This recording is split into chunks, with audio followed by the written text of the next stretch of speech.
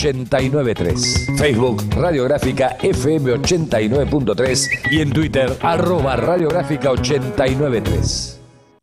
Si sos técnico o técnica operativo, administrativo, inspector, supervisor o cumplís funciones jerárquicas en la industria del gas natural, tu sindicato es APJ Gas.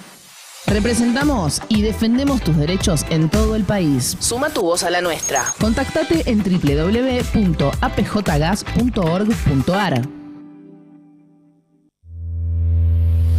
APSE, Asociación de Personal Superior de Empresas de Energía. En la Corriente Federal de Trabajadores, por la soberanía energética argentina. Los trabajadores estatales tenemos un gremio que nos defiende. AT Capital volvió a enamorar. Búscanos en las redes como AT Capital. La refundación está en marcha. Sumate a AT Capital. La historia de 20 años vitales del fútbol argentino están en Héroes de Tiento y Héroes en Tiempos Infames, de Carlos Aira. 2 libros, 300 historias y 1300 páginas para comprender el fútbol argentino entre 1920 y 1940. Los ídolos, los grandes equipos, pero también las complejidades de una época que sigue marcando a nuestro fútbol. Lo conseguís en librerías o en la tienda digital de Ediciones Fabro. Hola, soy Guillermo Quiroga y los invito todos los miércoles a las 21 horas a compartir charlas, cuentos, poemas y la mejor música, porque queda la palabra. Todos los miércoles a las 21 horas queda la palabra. Sé parte de la comunidad radiográfica. Sé parte de la comunicación popular. Somos un medio cooperativo autogestionado. Crecé con nosotros. No tenemos jefes, no tenemos patrones, tampoco dependemos de los grandes intereses corporativos. Porque vos nos conocés y para que sigamos potenciando la comunicación popular, sumate a la comunidad radiográfica. La Gráfica, FM 89.3. Suena la comunicación popular.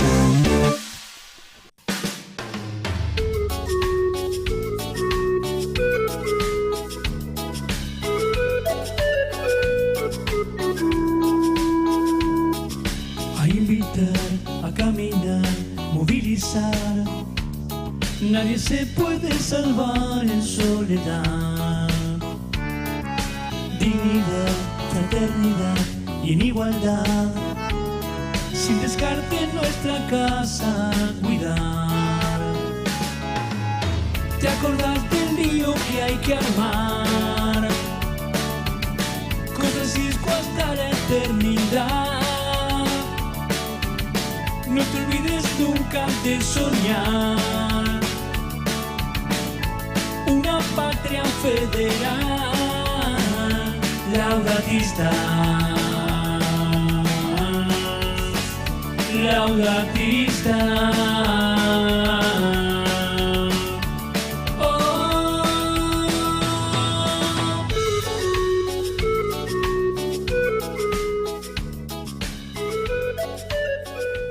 Muy bien, ya estamos al aire en Laudatistas, el programa semanal de la Alameda. Bienvenidos a la emisión número 58.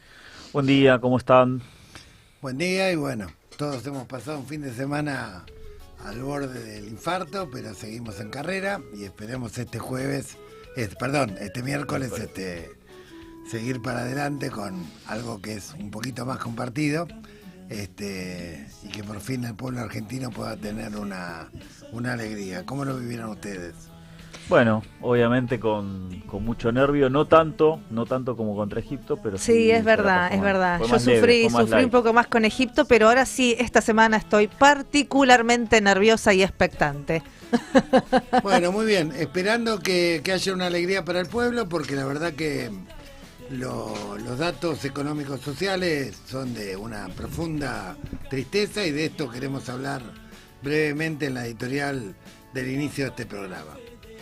El Instituto de Estadística Tendencias Sociales y Económicas publicó la semana pasada que el 91,7% de los hogares argentinos tiene algún tipo de deuda actualmente y que no son las deudas a las que solíamos estar acostumbrados, que era para pagar un crédito hipotecario, que era para renovar el vehículo, que era para algún tipo de manifestación de ascenso, de progreso social, sino que ahora estamos hablando de deudas para comprar alimentos, deudas para medicamentos, deudas para pagar el alquiler, deudas para que no te corten la luz, el gas o el agua, deuda para sostener la educación de tus hijos.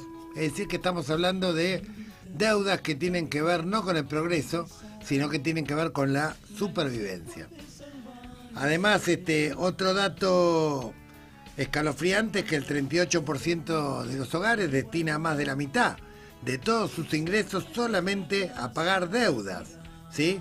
Y que la mayor parte del endeudamiento ya no se origina, como dije anteriormente, en bienes de consumo durables, o sino en la compra de alimentos, y más del 60% de las compras financiadas con tarjeta corresponden precisamente a comida.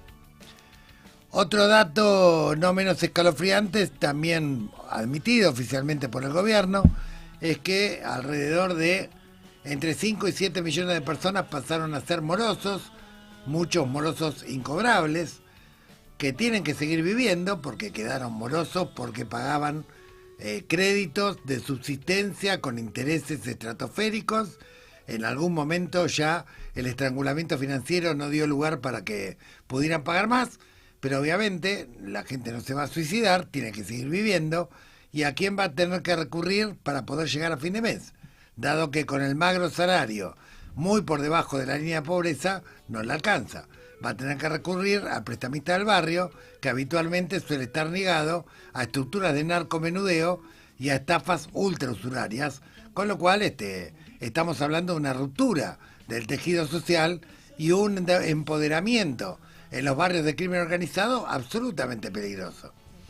Y todo esto ocurre porque esta tendencia al endeudamiento por supervivencia ocurre porque estamos frente a un contexto de endeudamiento inducido o endeudamiento a punta de pistola, es decir, el propio gobierno con sus políticas macroeconómicas, pisando el salario mínimo hasta despedazarlo en 2/3 partes de lo que era en el 2023, pisando las paritarias para que siempre estén por debajo de la inflación formal y real, condenando a partir de este salario mínimo casi en niveles de indigencia a que los salarios informales, que afectan al 44% de la población económicamente activa, estén muy por debajo de la línea de pobreza, y condenando a la mayoría de la población trabajadora que hoy está cobrando técnicamente lo que el INDEC considera que es bajo la línea de pobreza, o sea, menos de 1.400.000 pesos. Todas esas personas, todos esos trabajadores tienen algún tipo de deuda, son todas deudas de supervivencia, ninguna asociadas al progreso o al ascenso social.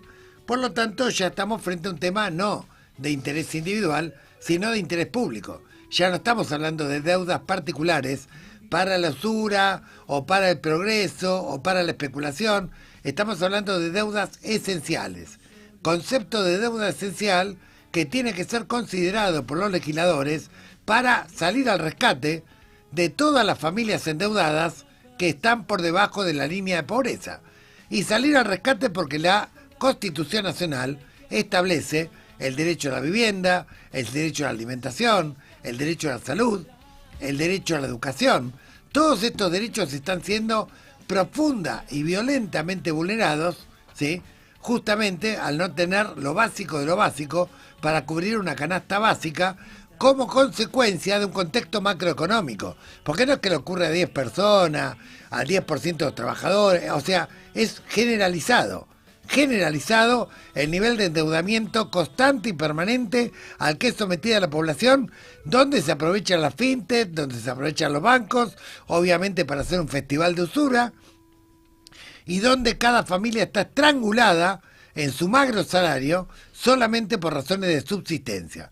Es por este motivo que la Alameda, junto con un montón de organizaciones, estamos preparando para el 1 de agosto, el sábado 1 de agosto, un plenario de agrupaciones sociales, políticas, económicas, culturales, originarias, feministas, para debatir, para consensuar una ley de emergencia de deudas esenciales. Ley de emergencia de deudas esenciales significa, en criollo, concretamente, que el Estado rescate, es decir, estatice es decir, condone la deuda de todos aquellos hogares que puedan acreditar que tienen ingresos por debajo de la línea de pobreza, porque han sido endeudados a consecuencia de una política macroeconómica que los induce a punta de pistola a tener que tomar créditos para poder sobrevivir. Y uno dirán, bueno, demagogia, ¿cómo el Estado se va a hacer cargo de semejante deuda que es privada? Perdón, el Estado se viene haciendo cargo de las deudas privadas de los empresarios desde el origen de la democracia y antes también. Si vamos a antes, ya en plena dictadura, entre el 81 y el 82, se estatizó gran parte de deudas privadas de empresas que se las enchufaron al Estado y que las pagamos todos. Después vamos a la época de Alfonsín y tenemos el primer blanqueo de capitales. Después vamos a la época de Menem, con más blanqueo de capitales y además con absorción de la deuda de las empresas que remataban, digamos, a precio irrisorio, las empresas estatales. Después tuvimos más blanqueos, durante los gobiernos de Cristina hubo 2, durante el gobierno de Macri también, durante el gobierno de la Rúa no llegó a hacerlo, porque se tuvo que ir antes en helicóptero, pero lo tenía ya como proyecto para tratarlo en el Parlamento. Continuó con la especificación asimétrica, donde se rescata un montón de empresas cuando se produce la crisis de la convertibilidad. Continuó con los blanqueos que vinieron bajo el gobierno de Cristina, el de Macri, el de Milei agravadamente, porque además de los blanqueos a capitales que no explican su origen, que nunca pagaron impuestos, que probablemente tengan origen en actividades ilegales o vinculadas al crimen organizado. Además a esto le agregamos la exención de multas a los empresarios que exploten trabajadores y que sean detectados in situ por cuerpos inspectivos o por la justicia, violando los derechos laborales. Es decir, no se le exigen ni siquiera multas a aquellos que explotan, que esclavizan, digamos, trabajadores. Es decir, este Estado que en nombre de la emergencia, este Parlamento, bajo diferentes gobiernos, de todos los partidos, que no tuvo problemas en votar blanqueo de capitales, estatización de deudas, que perdón a empresarios, exención de multas, supongo que no va a tener ningún problema en tratar de rescatar a los millones de argentinos que en este momento están ahorcados por las deudas, que son morosos incobrables, que hoy tienen que recurrir desesperadamente hasta un narco del barrio, ¿sí? Lo cual está descomponiendo aceleradamente nuestro tejido social y lo cual fue generado por un contexto macroeconómico que induce a punta de pistola a la gente a tomar deuda para poder comer. Y esto no puede ocurrir en Argentina, y si se tiene que cumplir la Constitución, y se tiene que cumplir el derecho a una vivienda, a la alimentación, a la educación, a la salud, claramente tenemos que rescatar a través de una ley de emergencia de deudas esenciales a todas estas familias, para lo cual se crea un instituto, para lo cual se escriben, como se hizo con el IFE. Hay muchas maneras de poder hacerlo, la legislación es bastante sencilla. Algunos dirán, bueno, pero con esto le estás haciendo el juego a la usura de los bancos, de la fintech, porque si se estatiza es como reconocer. No, nadie está reconociendo nada. En todo caso, que después el Estado se plante frente a los bancos, se plante frente a la fintech y negocie como corresponda. Y negocie defendiendo de alguna manera el presupuesto argentino. Pero obviamente está en muchas mejores condiciones y tiene mucha más potencia el Estado para negociar con la banca que la que puede tener una persona en situación de extrema vulnerabilidad. Deudas esenciales, población vulnerable, mayoría abrumadora de la población económicamente activa.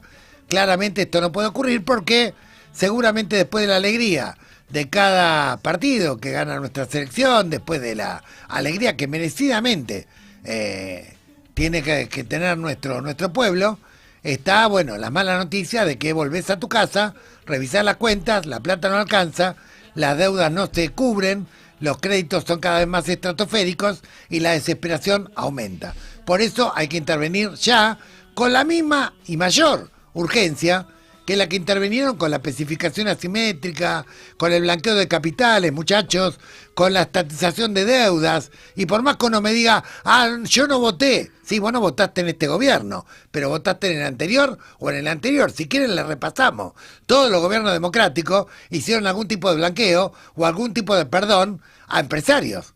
Ahora, no existe ningún tipo de perdón para la población trabajadora, cuando hasta la propia iglesia y hasta las propias religiones establecen jubileo, digamos, como doctrina teológica, justamente para no hundir o ahorcar al pueblo en el endeudamiento. Bueno, es hora de que nos unamos todos en el campo nacional a hacer una gran campaña para tratar de que se sancione una ley de rescate a la población trabajadora, de emergencia, de deudas esenciales, y que el Estado se haga cargo del daño económico que produjo el gobierno de Milei con una macroeconomía que acorrala a los pobres y los obliga todo el tiempo a endeudarse hasta ser incobrables y hasta terminar a los pies del narco. Esto sencillamente no puede seguir ocurriendo más. Esto es Laudatistas, programa número 58. Muy bien, y como bien señalabas, con esta preocupación, digamos, que es parte de nuestra vida cotidiana, estamos todos en esta misma situación de endeudarnos y refinanciar por cualquier vía.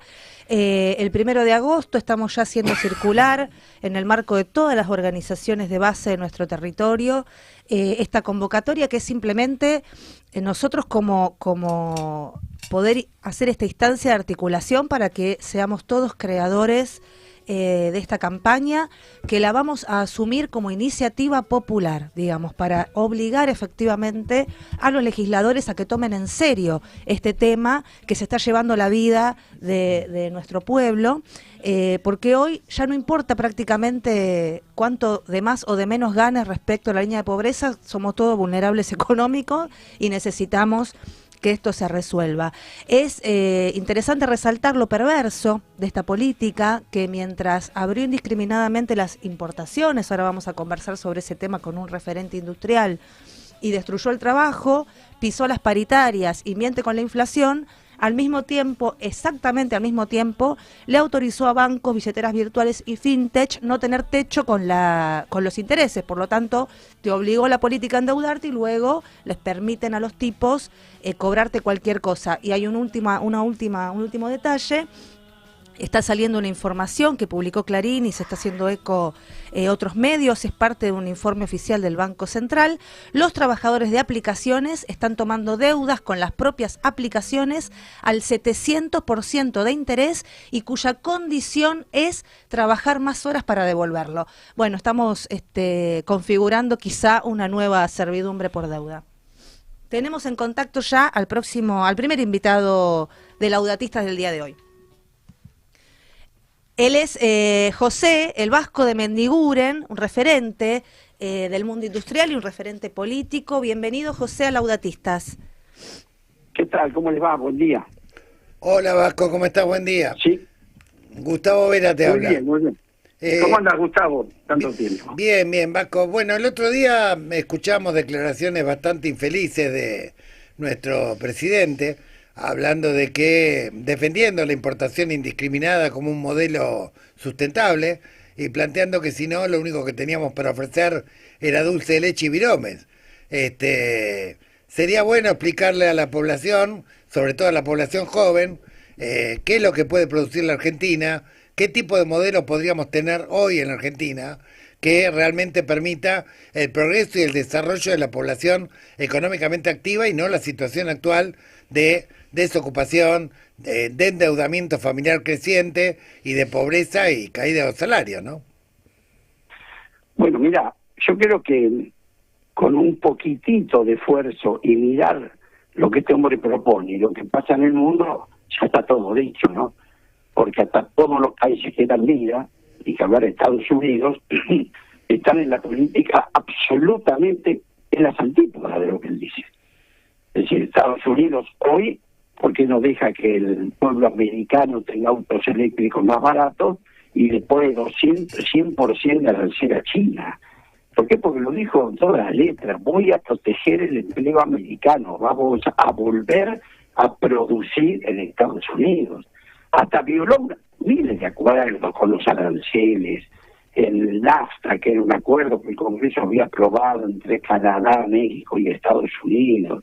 Es decir, no cumplió nada con un objetivo: reindustrializar Estados Unidos, que el automotriz vuelva a Estados Unidos, y lo dice con toda claridad. Ahora, no es solamente Estados Unidos. Hoy el mundo acude a los procesos de preservación del empleo, de reindustrialización más intensos de los últimos 50 años.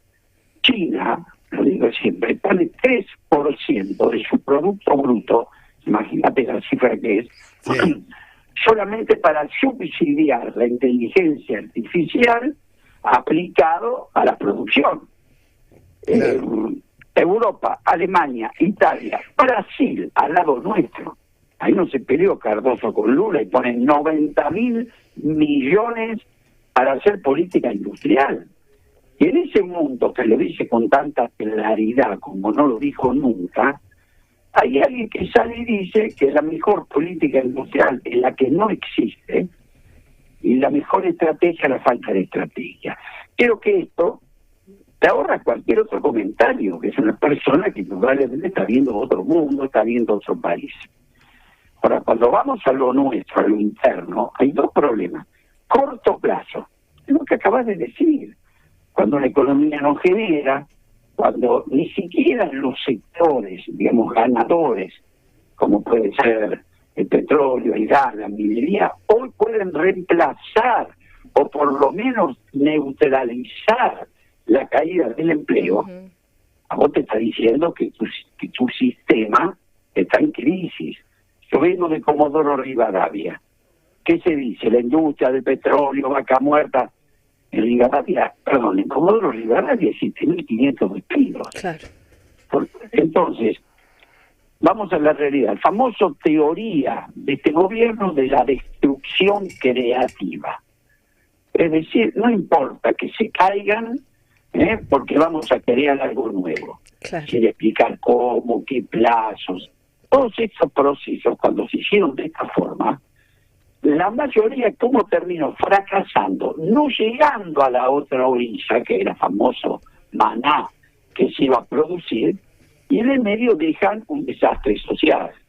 Un ajuste económico, digo siempre, es un ajuste social. Un mal ajuste económico es un desastre social. Para destruir es fácil. Que me cuente cómo vamos a construir. Primero no sabemos dónde. Porque un sector tan importante como el minero, como el petrolero, que va a andar bien, sí. Nosotros teníamos una ley que se llamaba de promoción de proveedores de la Argentina. ¿Para qué? Como yo Noruega, no inventamos nada. Para que ya que tenés esa posibilidad enorme por tener el segundo yacimiento de gas del mundo, no porque está mi ley, pues yacimiento, claro, aprovechá para desarrollar los bienes de capital. Entonces hoy, Noruega, después de gas y petróleo, lo que más se exporta son bienes de capital derivados de esta industria. Este gobierno no solamente anuló esa posibilidad, sino que hasta te permite importar sin aranceles elementos usados. Claro. Es decir, hay dos modelos de desarrollo sobre las materias primas. Es muy fácil mirarlo. Vos tenés gas y petróleo en abundancia, lo digo siempre. Tiene Nigeria y tiene Noruega. Mira qué hizo uno y qué hizo el otro, y vas a ver los resultados. Noruega tiene un fondo de reserva de 2.200 billones de dólares, es una de las sociedades más estabilizadas del planeta. Nigeria, que empezó 20 años antes, y que es un rig, digamos, ¿no? Vengan, llévensela toda, no desarrollen tecnología en el país, no hagamos controles de sustentabilidad de lo que están sacando. Conclusión, hoy ni siquiera se autoabastece de combustible. Y el promedio del ingreso per cápita hoy de Noruega está en $85.000. En Nigeria no llega a 2.500. Teniendo los mismos recursos. Bueno, otro ejemplo que podés tomar, porque es importante, yo no me critico mucho a la oposición, ¿no? Porque ella demostró lo que quiere. Un país como el Congo es el principal productor de cobalto del mundo. Así es. Esto es un producto que va en todo, va en las baterías, acumuladores. Muy bien. Hay dos empresas extranjeras que se lo llevan con un sistema RIGI. Una es una china, otra es Glencore, Suiza. Pero mirá el balance de Glencore y Suiza, $270.000 millones de facturación. No solamente en el Congo, Bueno, ahora, ¿cuál es el resultado del Congo? El 70% de la gente vive con $2 por día de salario. Claro. Entonces se puede tener recursos, como lo tuvo África, nadie lo puede negar. O vos tenés un caso como el de Guyana, el récord de exportación de petróleo, y sin embargo el PBI no crece. Claro, y aparte Vasco, lo que, como bien señalás, estos modelos extractivistas salvajes, que además ni siquiera aprovechan la cuestión de los proveedores. Además, tengo entendido que hay un par de proyectos que se están pergeñando en la zona de Cuyo, vinculados a la minería, que vienen con los trabajadores de afuera, directamente, ni siquiera se conserva el empleo nacional. Concretamente, primero licitaste una ciudad, correcto, porque son 5.000 viviendas. Si está ¿de qué hacen los países que tienen esto? Le dan la oportunidad para que derrame internamente, para que derramen empleo argentino. El empleo sanjuanino en este caso, ¿no? Claro, entonces le dan esa oportunidad, ¿no? Pero también para la construcción. Porque si vos sabés que la minería crece, va a haber varias mineras que van a tener que hacer estos campamentos gigantes. Exacto. ¿No? Por un presupuesto muy acotado, las 5.000 casas se van a producir en China. Así es, y vienen van a traer con los trabajadores chinos, además. Claro, yo decía que Gerardo de la Boca, ya nos pasó esto con el gobierno de Macri, que iban a importar 80.000 casas, cuando el norte tiene unas casas espectaculares de madera, y hasta traían los mismos comprabas llave en mano. Es decir, yo por qué hago tanto hincapié, si bien me preocupa muchísimo el día a día, la tasa de interés, lo que nos está pasando, esto me preocupa mucho, porque vos estás firmando contratos por 30 años. Claro. ¿Comprendés? Entonces lo que vos ya jugás a la minería, va a ser una minería atractiva, primarizada, van a venir inversiones en el corto plazo y sí, tenés que comprar camiones, vas a tener que dar de comer, pero a vos lo que te importa es cuando pasás la zaranda, ¿qué le quedó a la Argentina? ¿Sabés qué hizo Noruega? Pues yo como secretario copié ese modelo, no inventé nada. Noruega lo primero que hizo cuando descubrió el petróleo y el gas, mandó 400 técnicos e ingenieros al exterior a capacitarse en tecnología de gas y petróleo, porque era lo que lo iba a hacer diferente. ¿Sabe lo que hicimos nosotros? Destruimos el CONICET, le quitamos el presupuesto a la CONEA, al INTA, al INTI. Y no es un tema presupuestario, es un tema estratégico. Totalmente. Yo no quiero que vos tengas inteligencia, no quiero que vos desarrolles tecnología. Estoy diciendo que te pretendo como Nigeria. No queda claro esto, tan claro. Entonces, si no peleamos la oposición, pues la autocrítica es lo más importante, porque esto se está jugando hoy. Y nosotros estamos dando debates que la gente ve que ya no está incluida. Porque nosotros que decimos, no hay que explotar todo eso, por supuesto que sí, la minería, todo, pero con un proyecto claro, lo tenemos escrito, 14 tomos. ¿Sabes cuál es la diferencia? Que la gente está adentro. Claro. Este es un proyecto con la gente afuera, un grupito de va y bien. Yo decía, estoy en la Facultad de Ingeniería de una charla. Miren, muchachos, el proyecto que triunfa es este que le estamos proponiendo, es un proyecto de desarrollo. Ustedes no van a alcanzar, van a tener que llamar amigos para que vengan a la Argentina. Ahora, si el que triunfa es el Rigui, bueno, vayan buscando ser un Uber para trabajar. Claro. Tal cual. Porque no los comprende. Tal cual. Bueno, entonces, bueno, quedó bastante claro.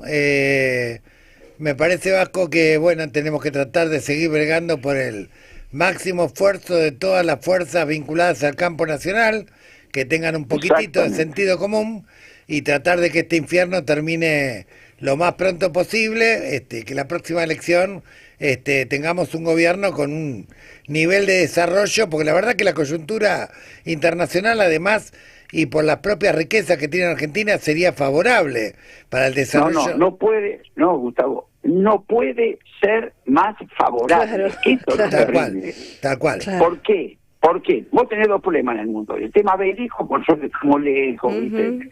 No tenemos problemas raciales como, bueno, se tienen en el mundo. Pero lo más importante es que hoy el mundo geopolíticamente está discutiendo nuevos alineamientos. Vos no sabés si me hacen los chinos junto a los americanos, los rusos, Lo que sí sabés, que vaya el camino que vaya, que triunfe, todos te necesitan. Claro. No tenés la cantimplora de agua fría en el desierto, digo siempre. Así ¿entendés?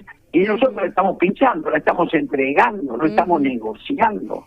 Sí, realmente es muy, muy doloroso, muy triste, y bueno, y esto nos obliga obviamente a redoblar los esfuerzos para buscar la unidad. Y explicarle muy bien a la gente. Nosotros vamos por el mismo camino de crecimiento, pero con desarrollo. Y no cualquier desarrollo. El desarrollo no es un modelo económico, Gustavo. Es una cultura. Claro. Pablo VI decía, el desarrollo es el nuevo nombre de la paz. Y cuando habla de desarrollo, es el desarrollo de todo el hombre, de todo, salud, y de todos los hombres.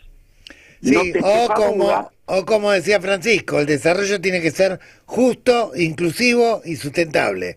Y lo de Milei es injusto, exclusivo y no sustentable, claramente. Exactamente, tenés una definición. Ojo, te va a entrar plata porque va a haber sectores que antes no había, pero ¿qué te queda de esa plata en la Argentina? Para que vivan ¿Y a quién le quedan? Claro. Entonces, muy importante para que la gente entienda que nosotros no estamos en contra de que se genere el trabajo, sino que con este te va a entrar el 5% de la posibilidad enorme que tenemos para que nunca más la Argentina vuelva a depender de la deuda ni de la restricción externa. Perfecto. Muy bien, Vasco, muy claro y bastante didáctico. Te agradecemos por estos minutos, lamentablemente no nos queda más tiempo, pero te vamos a volver a contactar y vamos a seguir monitoreando esta situación. Te mando un abrazo, que tengas muy buena semana. Lo mismo, hasta luego. Hasta luego. Hemos conversado con José el Vasco de Mendiguren, dirigente del Frente Renovador Histórico, dirigente también del sector industrial de nuestro país. Vamos a la pausa y ya seguimos con Laudatistas. Radiográfica. 20 años. 20 años con las patas en la fuente. 20 años sonando a Radiográfica. ¿Buscas notas de opinión? Informate desde el pueblo y desde el sur. Entra a www.radiografica.org.ar. Desde 2005, recuperando el aire. Se llevaron la tinta, se acabó el papel y la guillotina cortaba la esperanza. Recuperando el aire. Cortaba la esperanza. Recuperando el aire. Cortaba la esperanza. Pero las rotativas no pararon. Desde la cooperativa Patricios, transmite Radiográfica, recuperando el aire. En 20 años, no cambiamos, evolucionamos. Federación de Trabajadores del Complejo Industrial Olaginoso, desmotadores de algodón y afines de la República Argentina.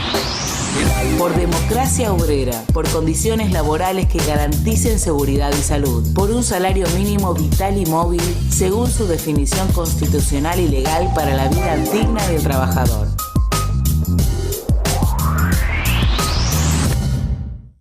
Suscríbete a la comunidad Radiográfica. Ingresá a www.radiográfica.org.ar y potenciar la comunicación popular. Comunidad Radiográfica. Sumate. La Gráfica. Sonido soberano. Una radio nacional y popular.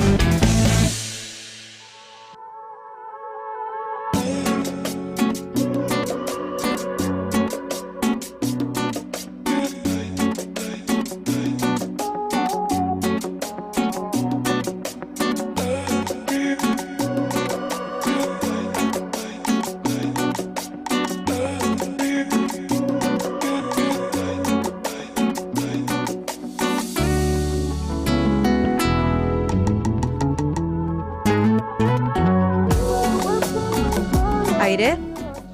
Facu. Bueno, seguimos, segundo bloque de... Estamos un poco dispersos. Un segundo bloque de laudatistas y bueno, como todas las semanas vamos a enviarles nuestro saludo y nuestra cercanía a los amigos, amigas que nos escuchan a lo largo de las repetidoras en nuestro país. Nos pueden escuchar, como siempre contamos, los días martes a partir de las 10 de la mañana en FM Fénix 101.1 Las Toscas, Santa Fe. Los martes, pero a las 18 horas por la tarde en Radio Online Perspectivas. Los días miércoles a partir de las 13, ahí nos escuchan a través de la Radio La Mega en la provincia de Corrientes. Los miércoles también, pero a las 19 horas nos repite FM Azotea en la hermosa ciudad de Mar del Plata, donde además estuvimos la semana pasada. Los jueves, pero a las 22 por Radio Cacán, ahí en Catamarca, FM 90.3. Y los días sábados a partir de las 13 horas, ahí en la Nueva Orán, en la provincia de Salta, nos pueden escuchar a través de la Radio Metro. Muy bien, y se siguen sumando. Esperamos que para la semana que viene ya tener alguna repetidora más con la que estamos conversando. Así que, como siempre, a todas las radios, emisoras del interior profundo de nuestro país, es de nuestro mayor interés poder llegar a todos los rincones de la patria. Así que los contenidos de Laudatista están a disposición para su retransmisión. Y como siempre, les recordamos, la Alameda es una organización federal de Ushuaia a La Quiaca y compañeros y compañeras desarrollando esta militancia por una Argentina sin esclavos ni excluidos, y toda la información, actividades, documentos, denuncias, etcétera, que llevamos adelante la pueden encontrar en nuestra página web www.somosalameda.org.ar y en todas nuestras redes sociales. Allí mismo también van a encontrar ya publicada en la página web la convocatoria al 1 de agosto, que les recordamos es un primer plenario virtual. Obviamente es virtual para que nos podamos encontrar las organizaciones de todo el país. Allí en la nota están las razones, los fundamentos, la idea que queremos impulsar junto con las demás organizaciones, que tiene que ver con promover una iniciativa popular que aborde de una manera más radical y la manera que nosotros juzgamos necesaria el tema de desendeudar, de rescatar a los trabajadores y trabajadoras que hoy están endeudados hasta el caracú con salarios por debajo de la línea de la pobreza. Muy bien, el próximo jueves 16 de julio, un día después del partido de Argentina-Inglaterra, está previsto tratar en el Senado un proyecto que presenta el gobierno, que se llama Inviolabilidad de la Propiedad Privada, que es un proyecto muy polémico porque autoriza la compra y venta de tierras de manos de ciudadanos y corporaciones extranjeras, habilita a las provincias a subir los topes o eliminar los topes, digamos, para que corporaciones extranjeras puedan hacerse de tierras y para hacerse también de recursos estratégicos, porque también contempla zonas donde hay reserva de agua dulce, zonas fronterizas. Esto también afecta la seguridad, zonas estratégicas, y además establece procesos judiciales acelerados para desalojar a aquellos que no pueden pagar alquiler o, bueno, a los sectores vulnerables. Para este tema estamos en contacto con el senador Marcelo Lewandowski de la provincia de Santa Fe, del bloque de Unión por la Patria. Bueno, para que le expliquemos a la audiencia un poco de qué se trata esta ley, por qué tenemos que estar muy atentos y cuál es el significado por el cual el gobierno la presenta ahora. ¿Cómo está, Marcelo? Buen día. ¿Qué tal, Gustavo? ¿Cómo estás? Buen día para todos. Buenos días. Yo creo que estamos en presencia de un eslabón más de una cantidad de leyes que hacen a una estrategia de enajenación de nuestros recursos, que hacen una estrategia en donde este fin de semana algunos editoriales nos hablaban de este club de la inteligencia artificial en donde estaba Argentina y lo importante que era acceder a este vínculo, donde Peter Thiel aparece como uno de los principales promotores.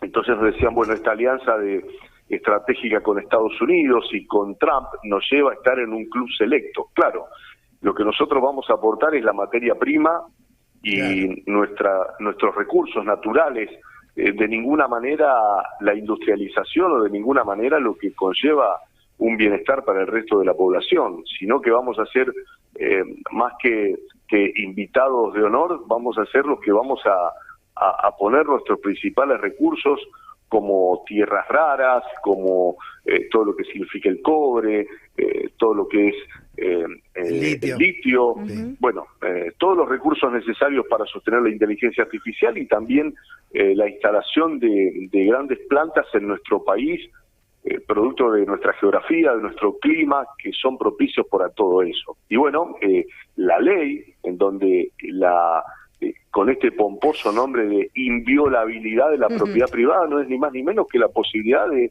venderle a extranjeros tierras claves, tierras fronterizas, que hoy están limitados y que a partir de esta ley van a tener sin límites la posibilidad de acceder a nuestras tierras. Bien, entiendo que la ley habilita que cada gobierno provincial resuelva elevar los topes como se le antoje para es así, ¿no es cierto? Bueno, ¿y qué? Exactamente. ¿Y qué? De alguna manera, sí. ¿Qué chances existen de que esa ley efectivamente pueda ser aprobada el jueves que viene? Y casi todas, porque cuando el oficialismo lleva e insiste tanto en presentar esta ley es porque tiene los votos para poder llevarlo adelante. Es más, se pensó en llevar esta ley o poder hacerla la próxima sesión, pero bueno, están directamente con los votos seguramente contados para que esto se pueda llevar adelante. Con lo cual, si el oficialismo lleva al Pleno de la Cámara una ley, indudablemente que ya tiene los votos. Ya tuvo que recular y quitar y volver a comisión esta ley con la cual la tuvo que seguir trabajando. Recordarán en una de las sesiones estaba en los temas por tratar, pero esa vez no tenían los números necesarios, la volvieron a llevar a comisión y volvieron a hacerle. En este momento hay 13 modificaciones que se han establecido, con lo cual hay que ver cuál es el último de los dictámenes que incorporan en la Cámara, ¿no? Porque, por ejemplo, en uno de los dictámenes, producto de la presión también de Pastoral Social y de sectores de distintas organizaciones sociales, se quitó el tema de barrios populares, que además tenía al PRO como autor en épocas de Mauricio Macri. Así es. Bueno, este capítulo de barrios populares de la ley 27453 fue quitado del temario y veremos si no lo vuelven a incorporar, porque por ahí hay que tener cuidado con algunas sorpresas en una desprolijidad que hay que explicar una cuestión técnica legislativa. Cuando un proyecto se firma en comisión y tiene dictamen de comisión, ese es el proyecto que va al Pleno de la Cámara. Después, en el Pleno de la Cámara, se pueden hacer modificaciones que se tienen que votar la aprobación de esas modificaciones y después sí, ahí se aprueba la ley definitiva. Acá, entre el dictamen definitivo y la llegada a la sesión, ya se hicieron muchas modificaciones que son las que presumiblemente son las que se van a presentar en la sesión del jueves. Senador, para que la audiencia lo pueda entender muy directamente, ¿no? Este proyecto de ley, si saliera, más allá de las modificaciones, supongo que lo esencial lo van a intentar sostener. ¿Cómo afecta esto a la soberanía nacional y al control sobre nuestros recursos estratégicos y económicos? ¿Cómo lo podría afectar si esto se aprueba? Cuando uno no es dueño de las tierras limítrofes, cuando uno no es dueño o el Estado no controla ese tipo de tierras que son tan importantes como no solamente por un pedazo de tierra, controla los cursos de agua, controla, como ocurre en la Patagonia, en donde Lewis tiene una estancia con lago privatizado incluido. Bueno, cuando no controla las regiones en donde, por ejemplo, hay glaciares, directamente queda con una soberanía limitada de la posibilidad de acceder en esas tierras que como llama la ley, inviolabilidad de la propiedad privada. Digamos, va a haber un extranjero que es dueño de una tierra que puede incluir lagos, que puede incluir un pedazo de un glaciar, que puede incluir distintas tierras que tienen estos materiales que son extraíbles para el recurso genuino de la Argentina, ya sea el litio, el cobre, de cualquier otro mineral, de tierras raras. Digamos, pasamos a vender parte de nuestro territorio. Eso sí, es, y además, así simple. Y además con el agravante de que la Argentina tiene una mala calificación, digamos, como país de tránsito, principal exportador de estupefacientes hacia Europa, provenientes del resto de Sudamérica. Estos son datos de Naciones Unidas. Vos lo sabes muy bien, desde Santa Fe, el puerto de Rosario, igual que el de Bahía Blanca, el de Quequén, y unos cuantos puertos más, juegan un rol clave en este aspecto hace años.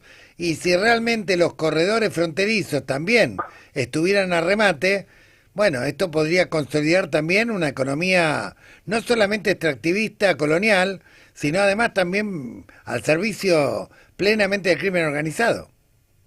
Bueno, hay en algunos informes que he leído que nos llegaron en en la visión que tienen sobre esta ley, de la posibilidad de que bandas criminales organizadas y con mucho poder, que por ejemplo están en Brasil, podrían comprar las tierras fronterizas o de Misiones o de Corrientes o de donde fuese, que tengamos un paso fronterizo que le facilitara también la logística a estos grupos.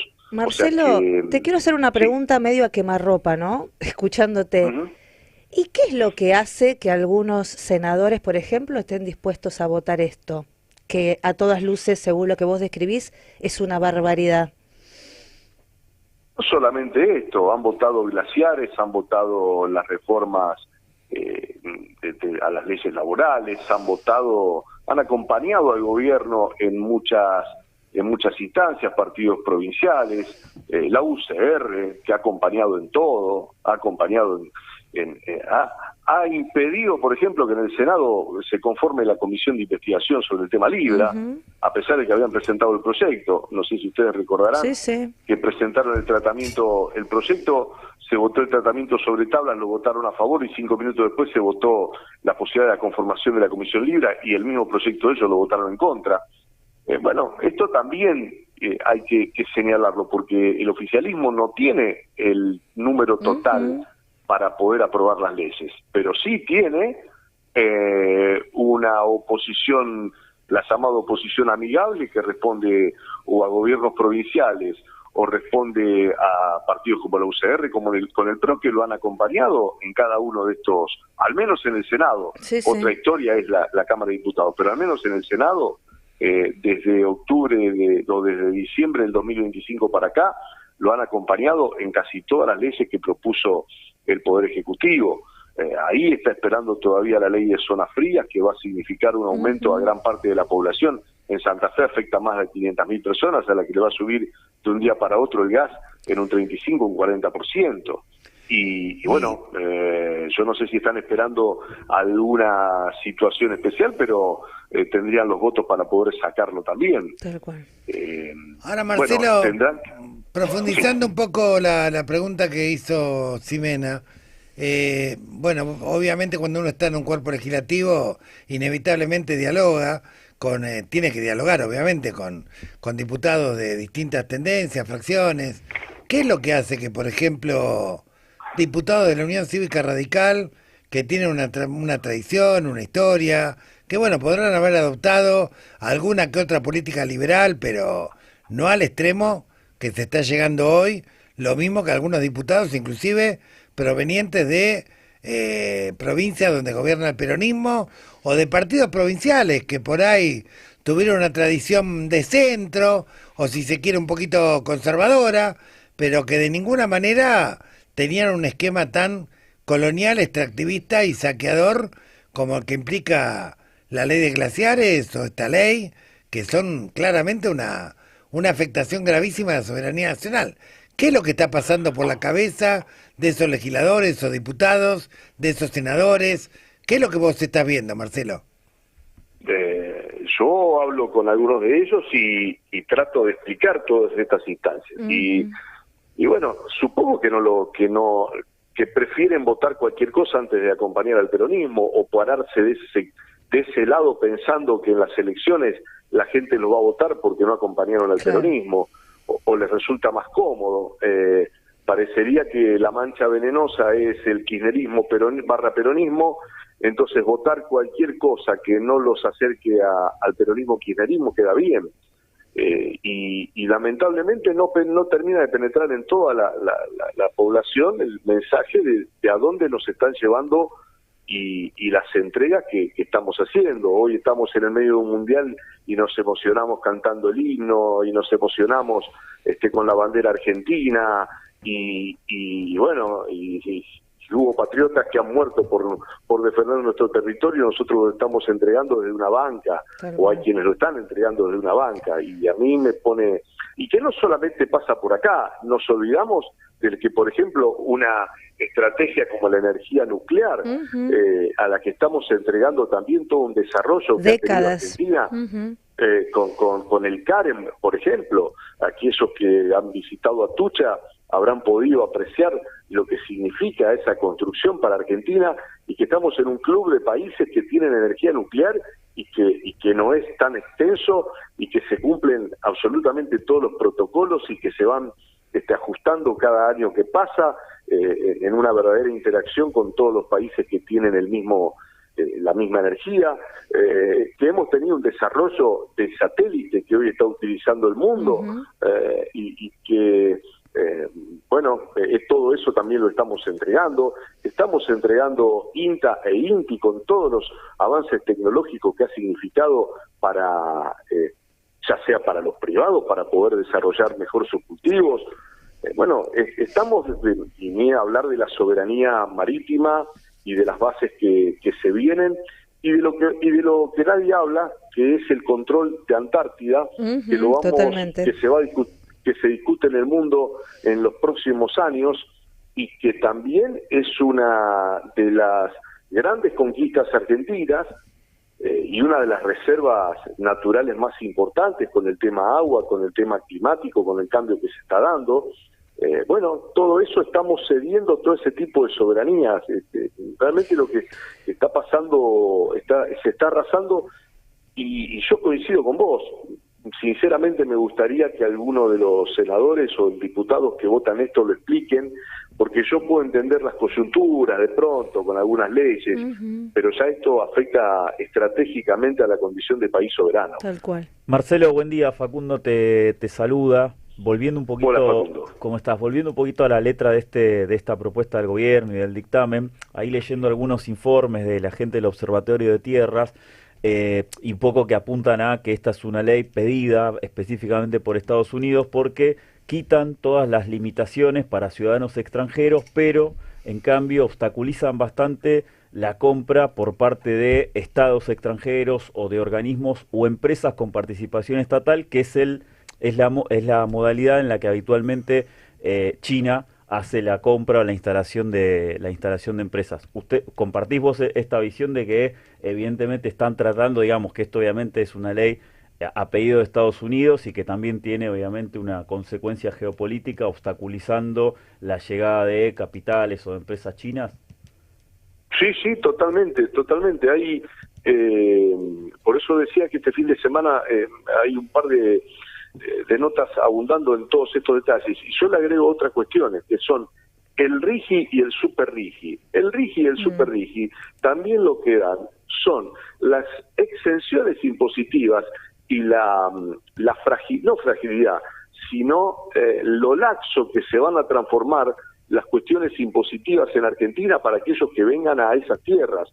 Por lo cual, de pronto podríamos pensar, y alguien podría decir, che, pero si tenemos los minerales, ¿por qué no lo extraemos, aprovechamos y desarrollamos la Argentina con esos minerales que tenemos, cuidando el ambiente, pero también buscando una alternativa para el crecimiento de todos? Me parece una cosa lógica, como por ejemplo yo lo señalo con el tema del gas, en donde tenemos una cuenca que nos permite tener gas para los próximos 120 años, con este crecimiento demográfico que tenemos, para nuestra población tenemos gas para 120 años. Entonces, ¿por qué no lo aprovechamos ante un combustible fósil que no se va a utilizar en los próximos, después de los 30, 40 años no se va a usar más?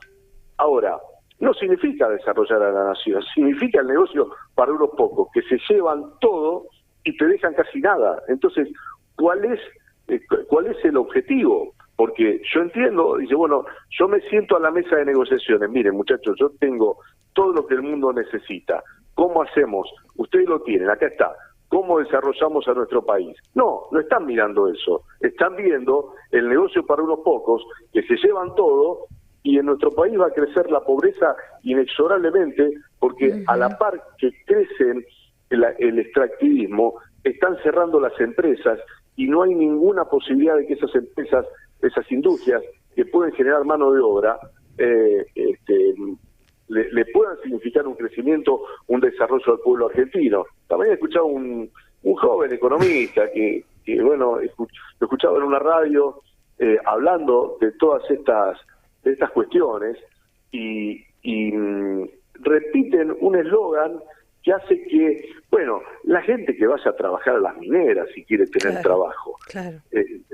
Sinceramente, yo creo que no agarraron no manejaron en su vida ni un kiosquito, ¿no? O no salieron a caminar, a hablar con la gente. Es un poco como Fantino mandando a manejar un Uber a los actores porque no hay producción cinematográfica. Claro. La verdad que a veces yo no sé si lo hacen. Yo creo que hablan de su propia ignorancia, ¿no? Porque que un país pueda crecer a partir de gente que maneja una bicicleta para llevar los pedidos o un Uber para transportar gente, y que esa sea la solución. Además, ¿a quién van a transportar? Porque no va a haber más gente para transportar. Si sigue haciendo el comercio y la industria, la gente no va a tener recursos más que para caminar, no va a poder ni, salvo que tenga una bicicleta propia. Pero bueno, no hay una mirada de cómo engrandecemos al país y cómo el crecimiento se transforma en desarrollo. Y este es el modelo al que siempre nos trajeron. Ustedes recuerdan, ¿a qué modelo económico siempre añora toda la oligarquía nacional y que repiten como loros, entre otros, Milei? Principio del siglo XX. Y principio del siglo XX, ¿qué teníamos? Teníamos una clase dominante, rica, que pudo construir los palacetes que se hicieron en Recoleta, en el centro de Buenos Aires, y tenía el resto de la población sumido en la pobreza, sin derecho alguno. Exactamente. Cuando en el campo, cuando surge la Federación Agraria Argentina? La Federación Agraria Argentina surge en 1912, donde los terratenientes hacían mucha plata, donde tenía la ganadería, donde tenía la agricultura, y los que trabajaban la tierra siempre iban de atrás, porque cuando tenían una mala cosecha tardaban 5 buenas cosechas para terminar de pagarla, y estaban empobrecidos. Y ahí surge el famoso grito de Alcorta, en donde los que trabajaban la tierra se le plantaron a los propietarios y dijeron, no podemos seguir de esta manera. Bueno, ese es el modelo de país. Cuando dicen, la Argentina era uno de los principales modelos mundiales a principios del siglo, sí, el número, como ahora, marca crecimiento, pero hacia abajo hay pobreza y cada vez más grande, Sí. y la brecha cada vez es más alta. Exactamente, el modelo era una colonia, digamos, que tenía himno, bandera, en lo formal parecía un país independiente, pero en la práctica estaba completamente afectada su soberanía. Es evidente que la próxima campaña electoral, tratando de que vuelva un gobierno nacional y popular, además de promover qué modelo de desarrollo va a tener la Argentina, va a haber que proponer cuántas leyes va a haber que derogar, ¿no?, que afectan gravemente la soberanía nacional, porque esto realmente que acabas de explicar es gravísimo, y bueno, vamos a estar atentos, y ojalá que no se pueda avanzar todo lo que pretende avanzar este gobierno, pero sí, nos están llevando a ser de facto una colonia, ¿no? Esto es la militancia que hay que hacer, no solamente desde las leyes que tenemos que fundamentalmente derogar, pero de que el próximo gobierno tome medidas fundamentales en este aspecto, pero también convencer a nuestra población que no, pero creo que la gente y el bolsillo lo están marcando, ¿no? No hay crecimiento posible con este esquema.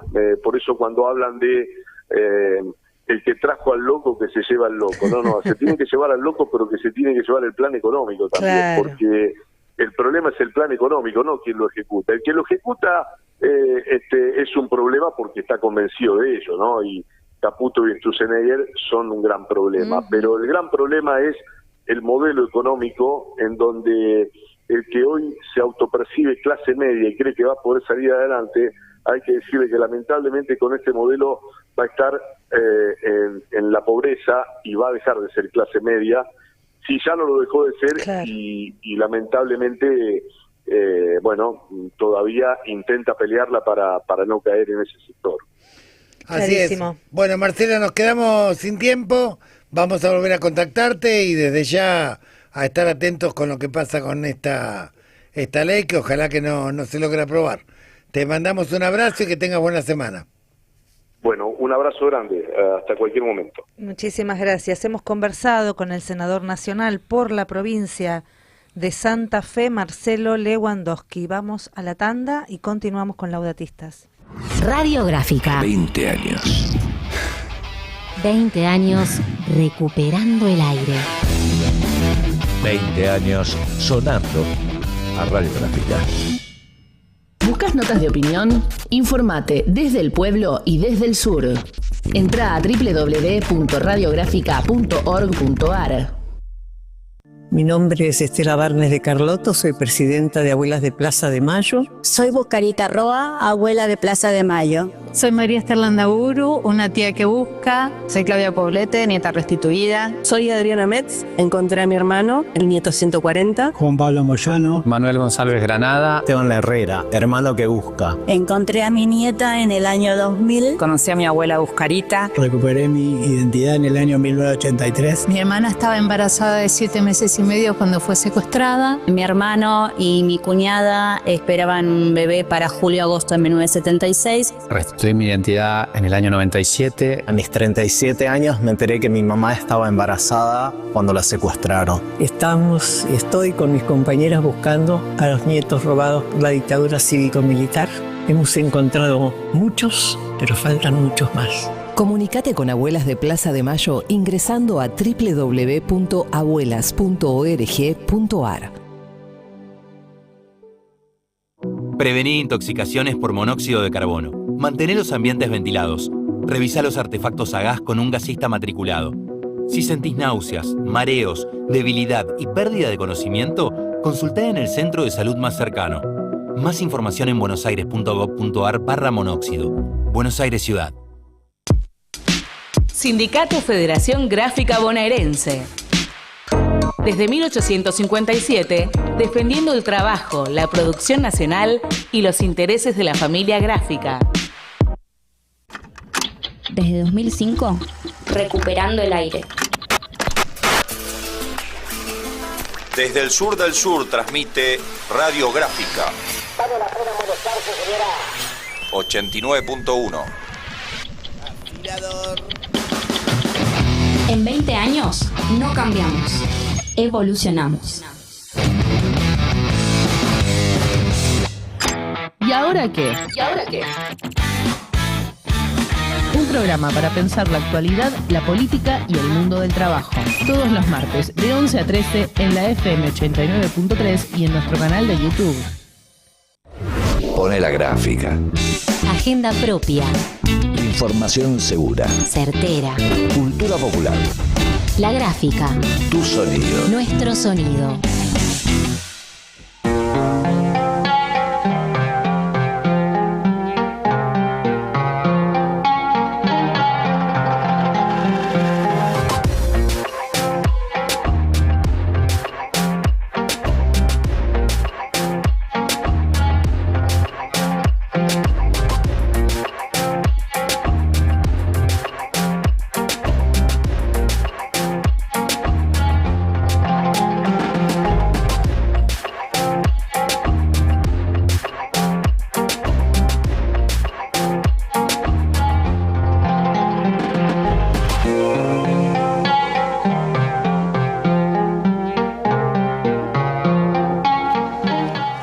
Continuamos en Laudatistas, episodio 58. Hoy es lunes 13 de julio.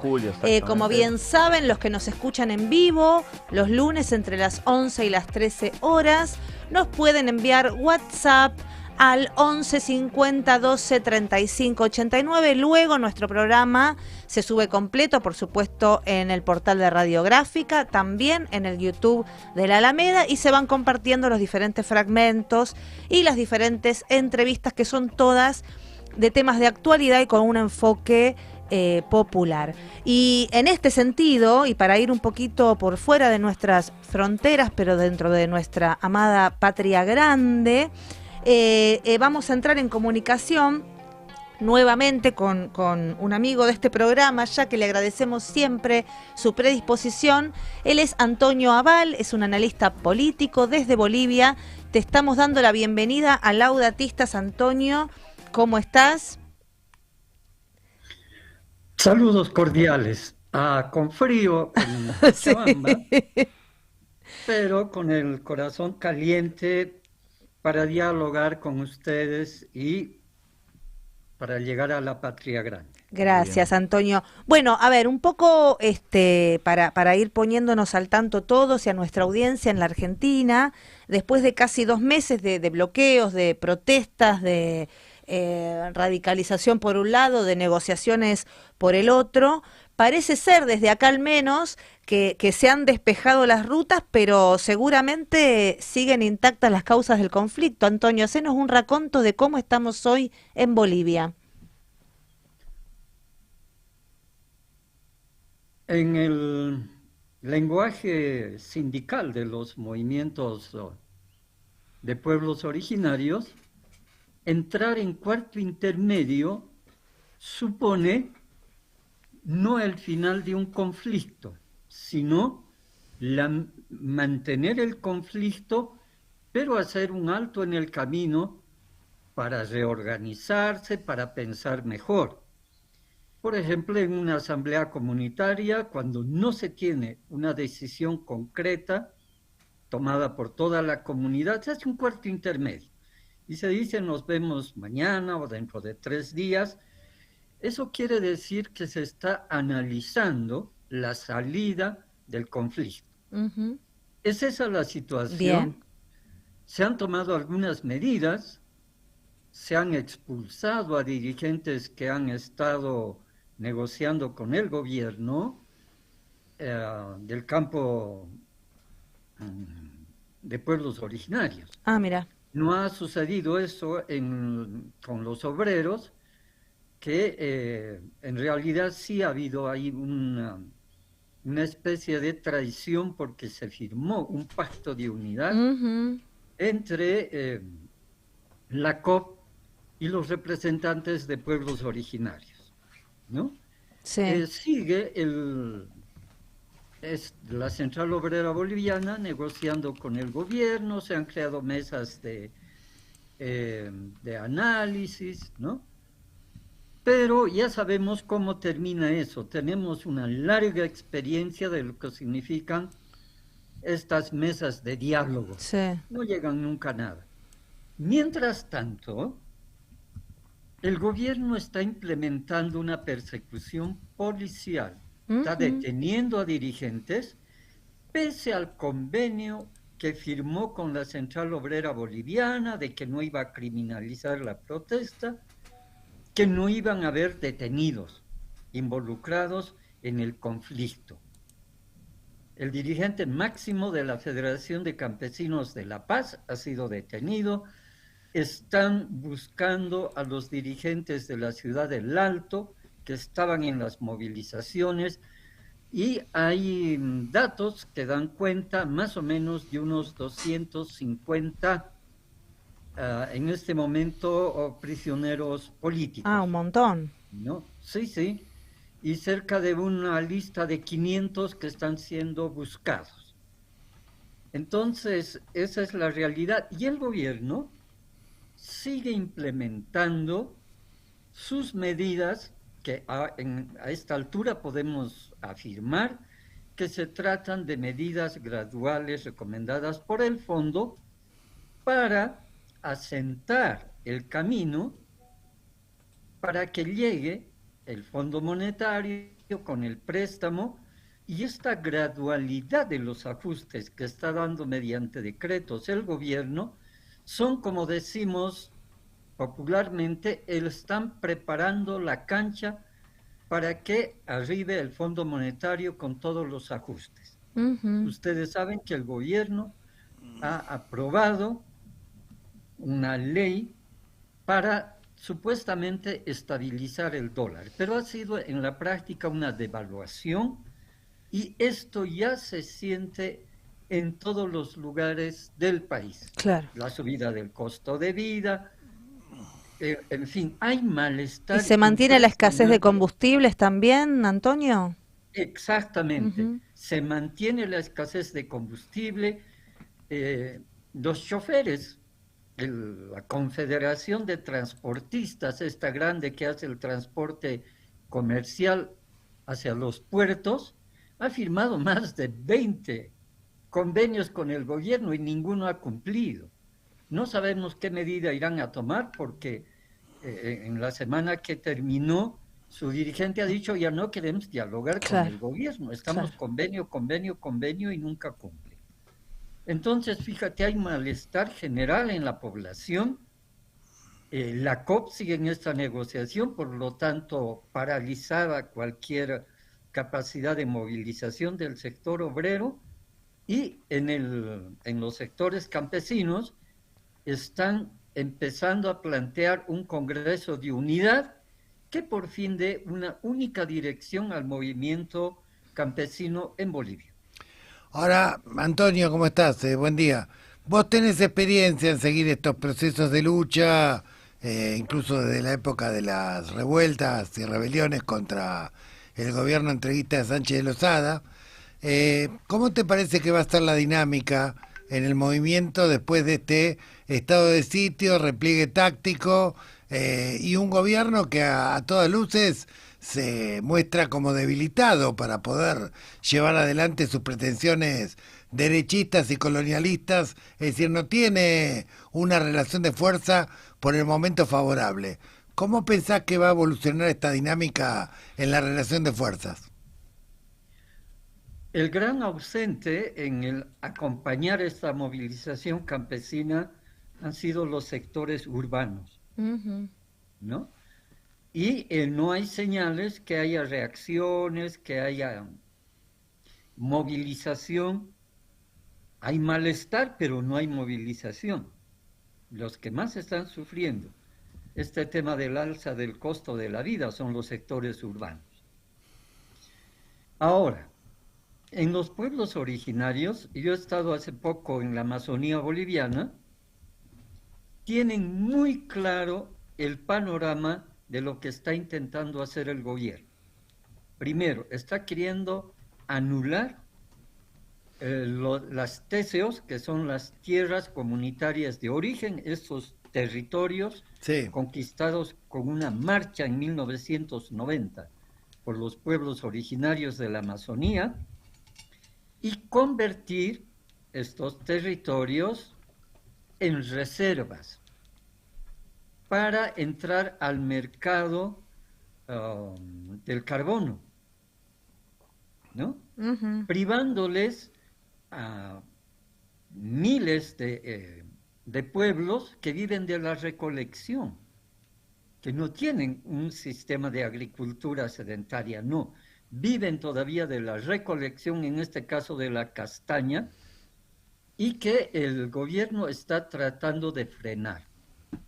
Ellos tienen claro este tema del avance del Estado sobre estas tierras comunitarias de origen. Entonces, lo que está faltando es una articulación de estos problemas detectados por la gente de la Amazonía y por las organizaciones del occidente del país, digo altiplano y valles. Si se logra unificar el malestar urbano, el avance y el acoso sobre las tierras de la Amazonía, que entre otras cosas está altamente contaminada con mercurio por la minería ilegal del oro, ¿no? En los ríos de la cuenca amazónica, en el río Madre de Dios, el río Beni, en fin, todo eso, y la defensa de las comunidades en el altiplano y los valles, el gobierno estaría en serias dificultades de terminar su gestión. Entonces, todo va a depender de esta articulación que se dé y una unificación de los objetivos. Yo creo que todavía no se ha terminado. Hay un sentimiento de triunfo en el gobierno y en los sectores oligárquicos del país. Por eso están avanzando con todo. Claro. Pero para las fuerzas y para los pueblos no ha terminado el conflicto. Como digo, una articulación puede crear nuevos escenarios y con mayor fuerza. ¿Y qué actitud? Que esto ocurra. Esperemos que ocurra, sí, claramente. ¿Y qué actitud ha tomado el vicepresidente sobre el cual algunos sectores tenían expectativa de que se delimitara tajantemente del presidente y que se pasara del lado de las reivindicaciones del pueblo? Te cuento que he estado escuchando a mucha gente y han perdido la confianza que habían depositado en el vicepresidente. Claramente, ya no tiene la confianza que habían depositado antes. Te dicen, nosotros, como no había el MAS, hemos confiado en Lara, hemos votado por él, para que cumpla lo que dijo, ¿no? Es verdad que el gobierno ha debilitado la imagen de Lara también, le ha quitado todas las prerrogativas que tiene el vicepresidente, le ha quitado su presupuesto, o sea, le ha dejado como una figura decorativa. Por lo tanto, tampoco puede hacer mucho.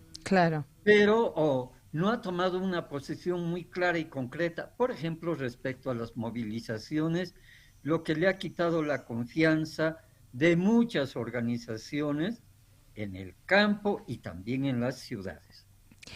Antonio, en este mismo sentido, en el sentido más político, ¿no? Vimos una fragmentación profunda del campo popular luego del ciclo del MAS. Estamos viendo este triunfo de un sector de la ultraderecha bastante feroz y todo la crisis, digamos, política, institucional, social, económica que está habiendo en Bolivia. ¿Se está viendo que esto va a hacer emerger un nuevo sistema de partidos? ¿Estamos en el medio de una transición donde no se ven liderazgos? ¿Está surgiendo algo o todavía estamos medio a los palos para que no nos maten y viendo qué pasa? Yo te diría lo siguiente, la izquierda no termina de comprender el país. Están tratando de ponerle con calzador al movimiento campesino y decir, hay una izquierda de abarcas, de ponchos, ¿no? No es así.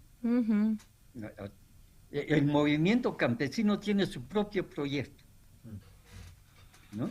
Entonces, mientras no haya este entendimiento de estos nuevos sujetos que son el movimiento campesino y la identidad en las ciudades, es decir, que esta migración del campo a la ciudad ha generado bolsones con identidad propia en las ciudades y que no han terminado de ser absorbidas por el fenómeno urbano. Mientras no se den cuenta de esa realidad, vamos a seguir con esta intención de meter en la misma bolsa estos movimientos que tienen otra raíz, que tienen otro proyecto al margen de la izquierda. Y esto está debilitando de alguna forma el discurso que tenía el MAS, porque el MAS estaba centrado en un discurso de izquierda, ¿no? Claro. Entonces, esto le está quitando también capacidad al mismo MAS para que pueda fortalecerse como organización y emerja un instrumento político fuerte, ¿no? Y que haga frente a esta realidad en Bolivia. Hay movimientos de jóvenes que al margen del liderazgo de Evo Morales, juventudes sobre todo ligadas a áreas rurales, pero ya profesionales, universitarios, que están en constante análisis y reflexión sobre su rol. Esto es esperanzador, ¿no? Este mes van a haber unos 2 encuentros de jóvenes, por lo menos aquí en Cochabamba, jóvenes campesinos que están debatiendo al margen de los liderazgos sindicales, políticos, están tomando su propio cuerpo y caminando con sus propios pies. Esa es una buena esperanza también. Bien. Ahora, en su momento, el MAS logró ser representante o referencia tanto del movimiento campesino como de los movimientos urbanos, el movimiento obrero, estudiantiles. Logró una masa crítica importante, digamos, en el país para sostener, digamos, largos años su gestión transformadora. ¿Existe el peligro de que pueda haber de alguna manera una especie de quiebre entre los sectores originarios y los sectores sindicales a partir de esta actitud que tomó la COP y que ocurra algo parecido a lo que ocurrió en Ecuador años atrás? Evo Morales tiene muy buen olfato político, muy buen olfato político. Ya ha hecho algunos anuncios que están abriendo la puerta a nuevos liderazgos. Evo Morales ha señalado que el proceso, la resistencia va a seguir y que independientemente de la figura de Evo Morales, él lo ha dicho, independiente si está Evo o no está Evo, esta es una lucha que va a continuar. Esa es una muy buena señal que ha sido bien recibida por muchos sectores que veían en Evo Morales como un liderazgo, digamos, ya no democrático, sino un liderazgo muy personal. Pero estas últimas declaraciones están abriendo puertas y va a depender mucho de la gestión que haga el único gobernador que tiene Evo Morales para que se vuelva a articular el movimiento popular políticamente, ¿no? Y esta articulación política puede ser después el que le dispute a esta, entre paréntesis, hegemonía de la derecha que está en este momento en Bolivia. Pero hay posibilidad. No es una derrota, como algunos han anunciado, una derrota, la izquierda ha sido derrotada, el movimiento popular ya no existe. Esas son visiones fatalistas que no están en correspondencia con lo que está pasando en las bases del movimiento popular. Hay mucha consistencia, hay mucha claridad, y claro, esto tarda su tiempo en renovación de dirigentes, hasta llegar a las cúspides de las organizaciones con liderazgos fuertemente apoyados en su base social. Bien, ¿y para cuándo se estima que podría llegarse a ese Congreso de Unificación o instancia de unificación para tratar de buscar consolidar una alternativa más o menos hegemónica, digamos, frente al gobierno de Paz Pereira? Los congresos siempre se realizan faltando 90 días, cuando es congreso extraordinario faltando 60 días, pero se aproxima una fecha muy importante para los pueblos originarios, el 2 de agosto. El 2 de agosto era el Día del Indio, ¿no? Sí. Pero después es Día de los Pueblos Originarios, porque el 2 de agosto de 1953 se dictó la reforma agraria. Ah, mira. Entonces una fecha muy importante y habrá que ver qué reacción va a haber de los sectores sindicalizados, especialmente del altiplano y los valles, porque sabemos muy bien que la reforma agraria no llegó al oriente ni a la Amazonía en Bolivia. Claro. ¿No? Bien. Esta reforma agraria al oriente y a la Amazonía llegó recién en 1990, cuando arrancaron al gobierno de Jaime Paz Zamora, al papá de Rodrigo Paz, los territorios comunitarios de origen. Esa fue una reforma agraria en la región amazónica de Bolivia. Mira vos, es una fecha muy profundamente simbólica también, ¿no? Una reforma agraria arrancada con la lucha a gobiernos como este que hoy tienen, así que puede significar algo importante. Exactamente. Bueno, Antonio, vamos a estar en contacto contigo en las próximas semanas para ver cómo evoluciona esta reorganización del campo popular, del campo campesino y obrero. Creemos que, igual que vos, que esta dinámica recién comienza, es un primer tiempo, digamos, y ahora un recalibramiento de las fuerzas, y bueno, y Dios quiera que no haya un quiebre entre los sectores del campo nacional, que esto tenga un encuadramiento político, una unificación que le permita actuar con mayor potencia y evitar el saqueo y la destrucción de las conquistas en nuestra querida patria grande y particularmente en Bolivia. Así que te volveremos a llamar para entrevistarte y para seguir los acontecimientos. Desde ya te agradecemos mucho este tiempo. Me gustaría hacer un pequeño apunte. Sí. ¿Cómo no?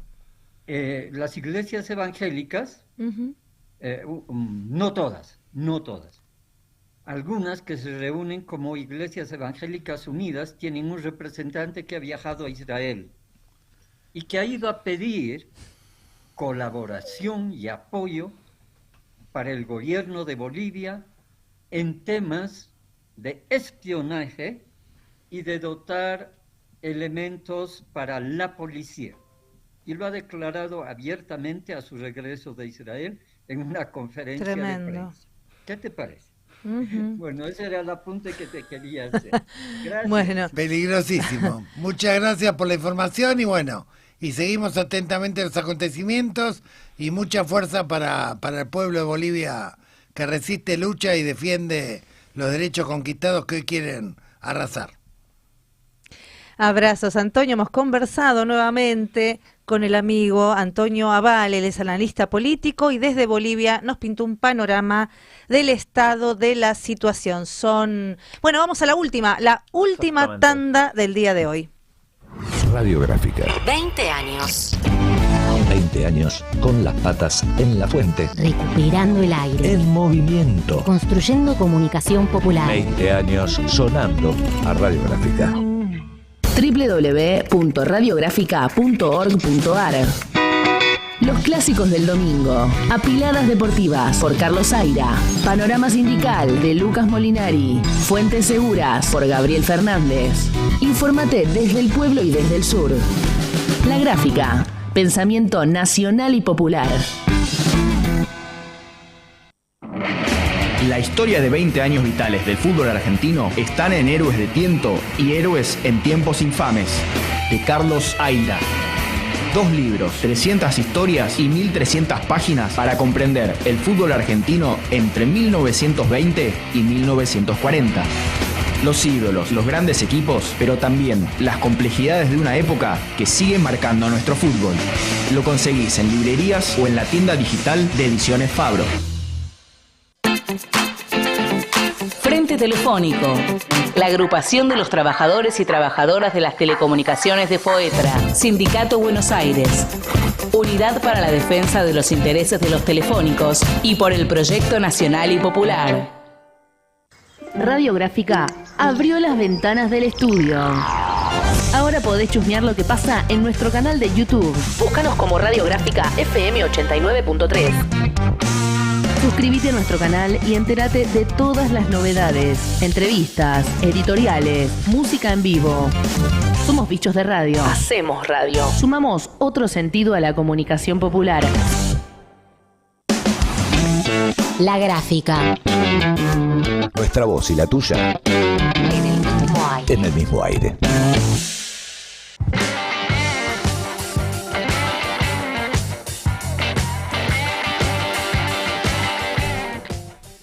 Seguimos con La Audatista, programa número 58, y pasamos a la sección Pulso contra la Trata.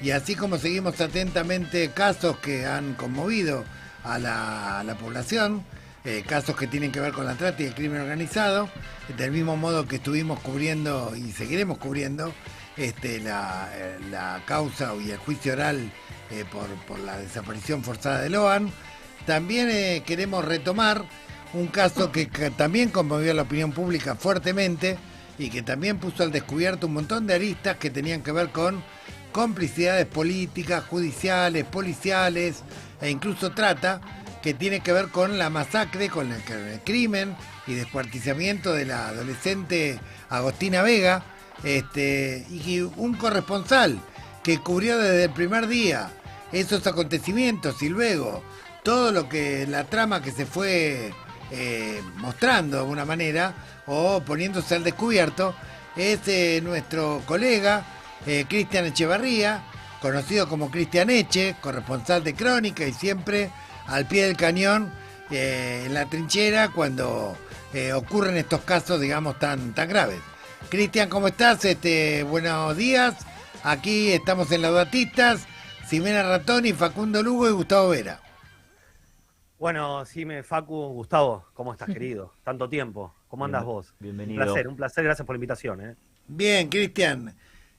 Bueno, lo que sabemos es lo que sabe toda la audiencia, lo que pasó lamentablemente con Agostina, no hubo una alerta Sofía a tiempo, hubo una demora inexplicable, primero en la comisaría y luego por parte de la fiscalía para lanzar los protocolos de búsqueda. Cuando los activaron ya Agostina había sido asesinada, descuartizada y sus restos habían sido llevados a un descampado. Hay una red de cómplices detenidos, hay un acusado que es Barrelier, y después tenemos a Osvaldo Faceta, Soledad Andreani, Marianela Palmero, que están detenidas también.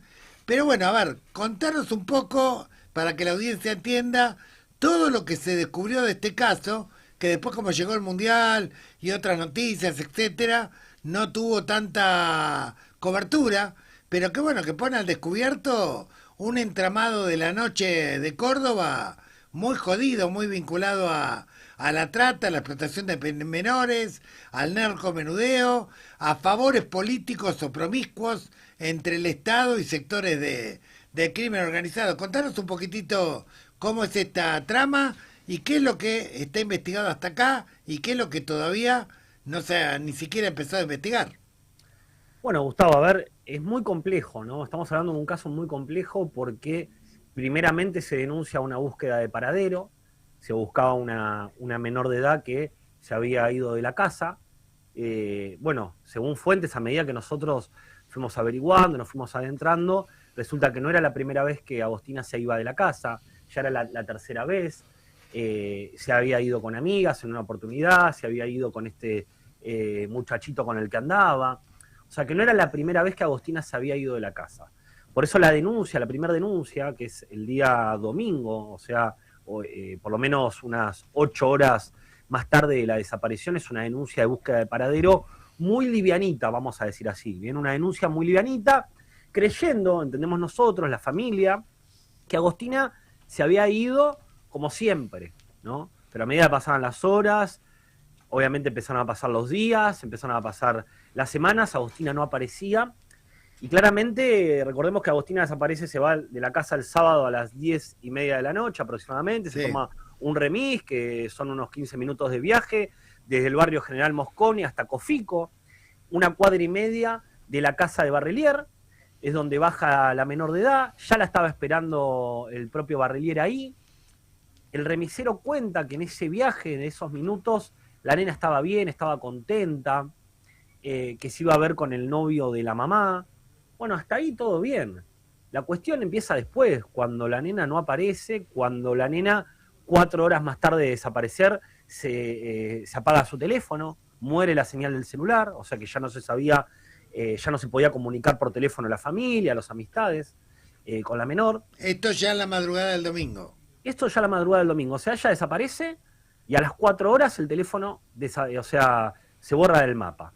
Bueno, ahí empieza toda una búsqueda de la propia Melissa Heredia, o sea, de la propia madre, que lo empieza a desarrollar esta búsqueda ella, una búsqueda, vamos a llamarla así, una búsqueda privada, antes de avisarle a la policía. Ella lo que hace es convocar a Osvaldo Faceta, alias el Chapulín, lo empieza a llamar durante toda esa madrugada del día domingo, porque Agostina no aparecía. Aclaremos que Faceta vivía con Barrelier, claro, y también pertenecía a la barra brava de instituto. En realidad Faceta no era de la barra, sino que Faceta era una persona externa que trabajaba en el kiosco y que siempre se le compraba, ¿me entendés? Esa cerveza, sí acompañaba, pero no era de la barra, ¿no? Bien. Lo estuve buscando y sí, figuras, fotos con gente de la barra, pero no era una persona, digamos, del riñón de la barra, ¿no? Sí, capaz Matías Córdoba, que sí ya se lo había identificado en videos con banderas, en banderazos, ya otra relación. Matías Córdoba, que también vivía en la parte de arriba de la casa de Barrelier. Bien. Bueno, Faceta, ¿qué es lo que hace? Faceta en un momento atiende el llamado de Melissa, donde Melissa le cuenta que Agostina se había ido de la casa, ¿no? Entonces, Faceta, cuando cierra el kiosco, con 2 amigos, él estaba con 2 amistades, que esas 2 amistades, uno es dueño de un vehículo gris, ¿te acordás? Se había hablado de un vehículo gris. Bueno, Faceta cierra el kiosco a las 4 de la mañana con estos 2 amigos. Estas 3 personas se van desde el kiosco hasta Mosconi, unos 15 minutos. Hasta Mosconi. Llegan a Mosconi, a la casa de Melissa, a eso de las 4:30, 5 de la madrugada. Bien. Ahí empiezan a generar una búsqueda en un auto. Los 2 hermanos, las 2 personas estas amigas de Faceta, Faceta y Melissa. ¿Qué es lo que le dice Melissa? Vamos a el barrio Juan Pablo II. ¿Qué es ese barrio Juan Pablo II? Bueno, en ese barrio es donde vivía este muchacho de 18 años llamado Franco.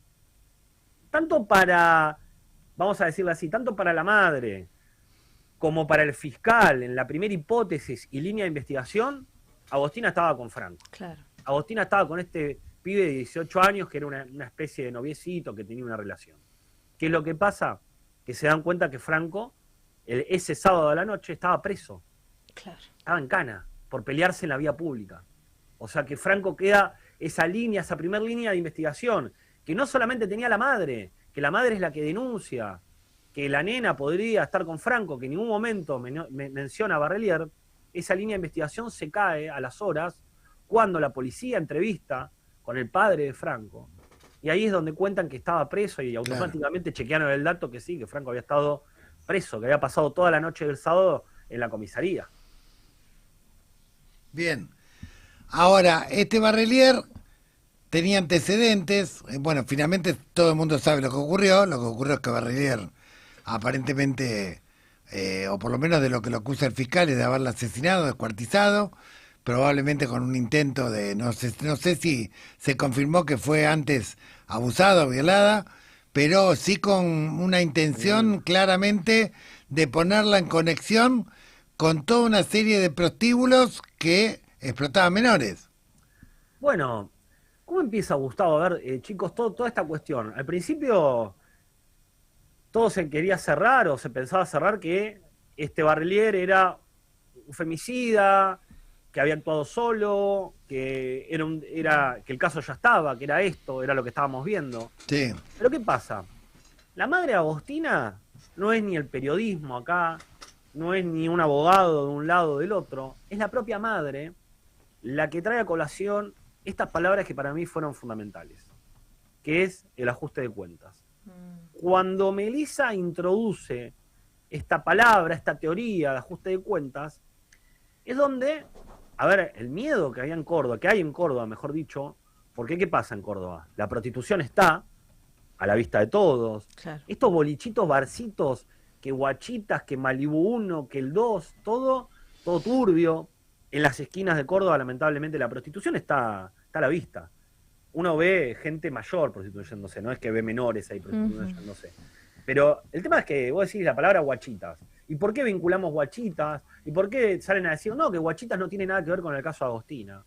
Pero acá solos, como si estarían perseguidos, vamos a decirlo así, como si estarían perseguidos, el municipio sale a clausurar guachitas. Claro. Y después, un mes del femicidio de Agostina, van y lo allanan y buscan droga en las paredes. Donde cuando entran a guachitas, resulta que el lugar era más turbio imposible. Aparte, si no me equivoco, creo que estaba regenteado por la propia novia de Barrelier, o pareja de Barrelier. Claro, ella tenía el vínculo ahí, claramente. Marianela Palmero, que está detenida. Tenía un vínculo importante, pero acá la cuestión entra y es donde nosotros, no es que uno empieza a hacer teorías conspiranoicas, decir, no, que la política, que esto, no. Acá la cuestión, ¿cuál es? Concreta. 6 de mayo del 2025, Claudio Barrelier secuestra a una mujer en la casa. ¿Qué casa? Juan del Campillo 878, la casa del horror. Sí. ¿Qué es lo que pasa ahí?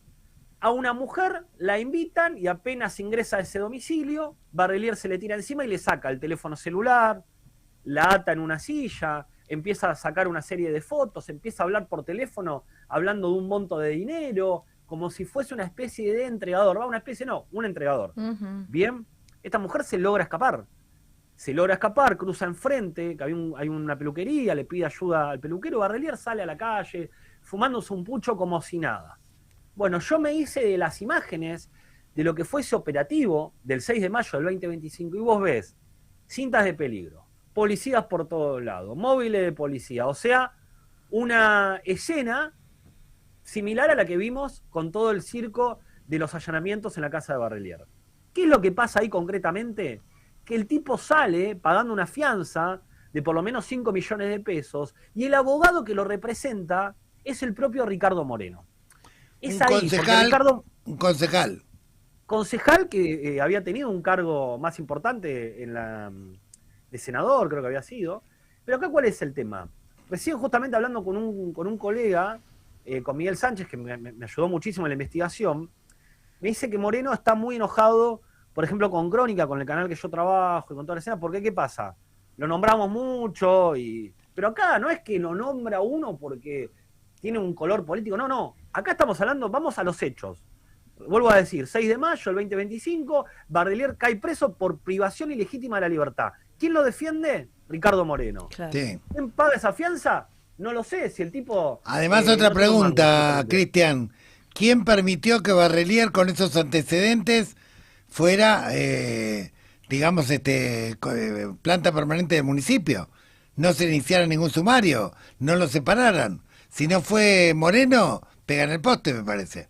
Bueno, por eso, a ver, no es que uno se ensaña con un nombre, o se le ocurre, o trae... No, acá es concreto. Acá el tipo fue defendido por alguien del poder. Y alguien del poder, ¿qué va a defender? ¿A un perejil? ¿Va a defender a un psicópata? No, va a defender a una persona que le sirve. Porque si vos lo defendés y ponés las manos en el fuego por un tipo que lamentablemente no se enteró el municipio, no se enteró nadie de lo que hizo Barrelier, parece. Bueno, un año más tarde, un año y moneda, el tipo llama a una nena de 14 años por mensaje, le dice que le iba a dar una sorpresa a la madre, la hace ir en un remis 1 cuadra y media antes de la casa, la hace ingresar a la propiedad y a la nena no se la ve más. Bien, ¿quién defiende principalmente ¿quién defiende principalmente a Claudio Barrelier cuando Claudio Barrelier decía... En los primeros días, sí.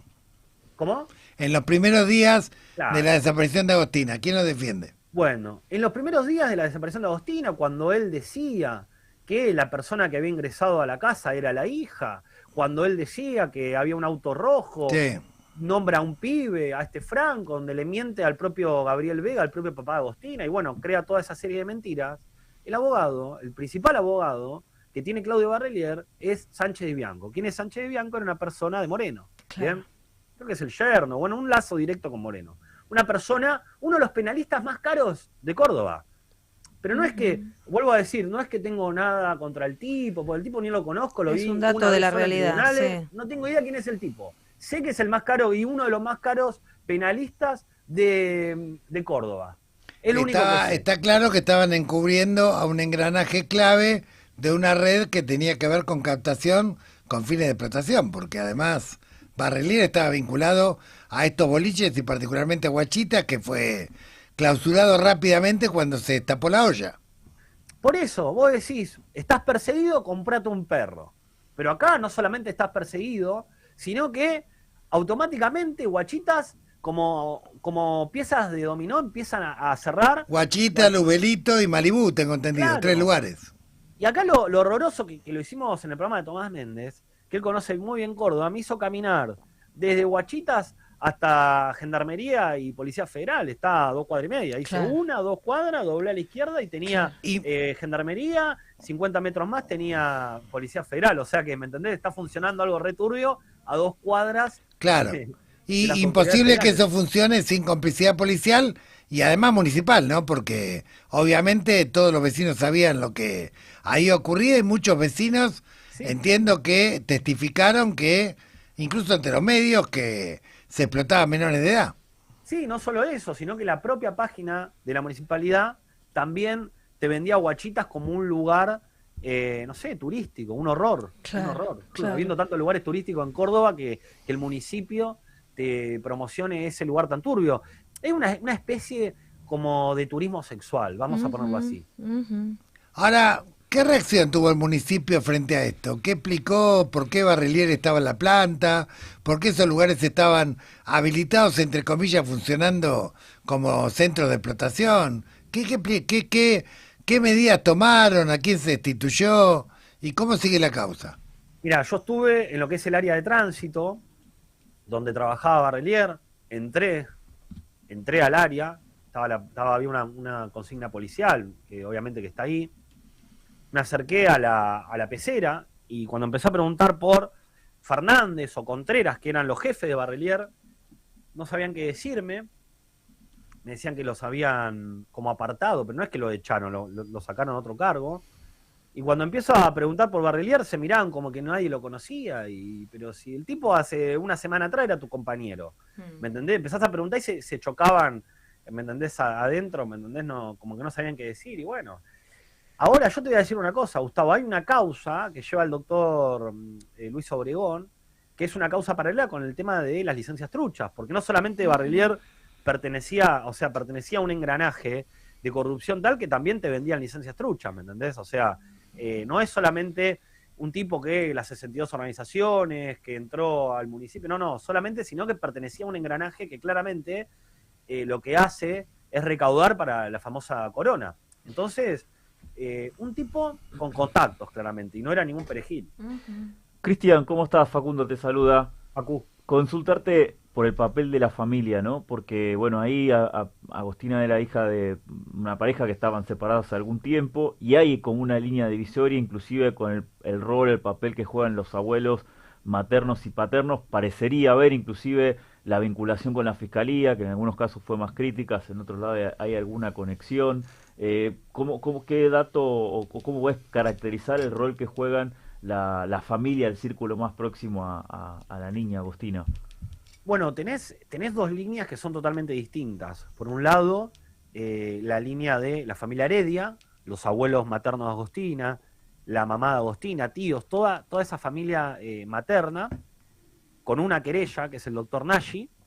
Y después tenés otra línea totalmente distinta, que es el padre, que es Gabriel Vega.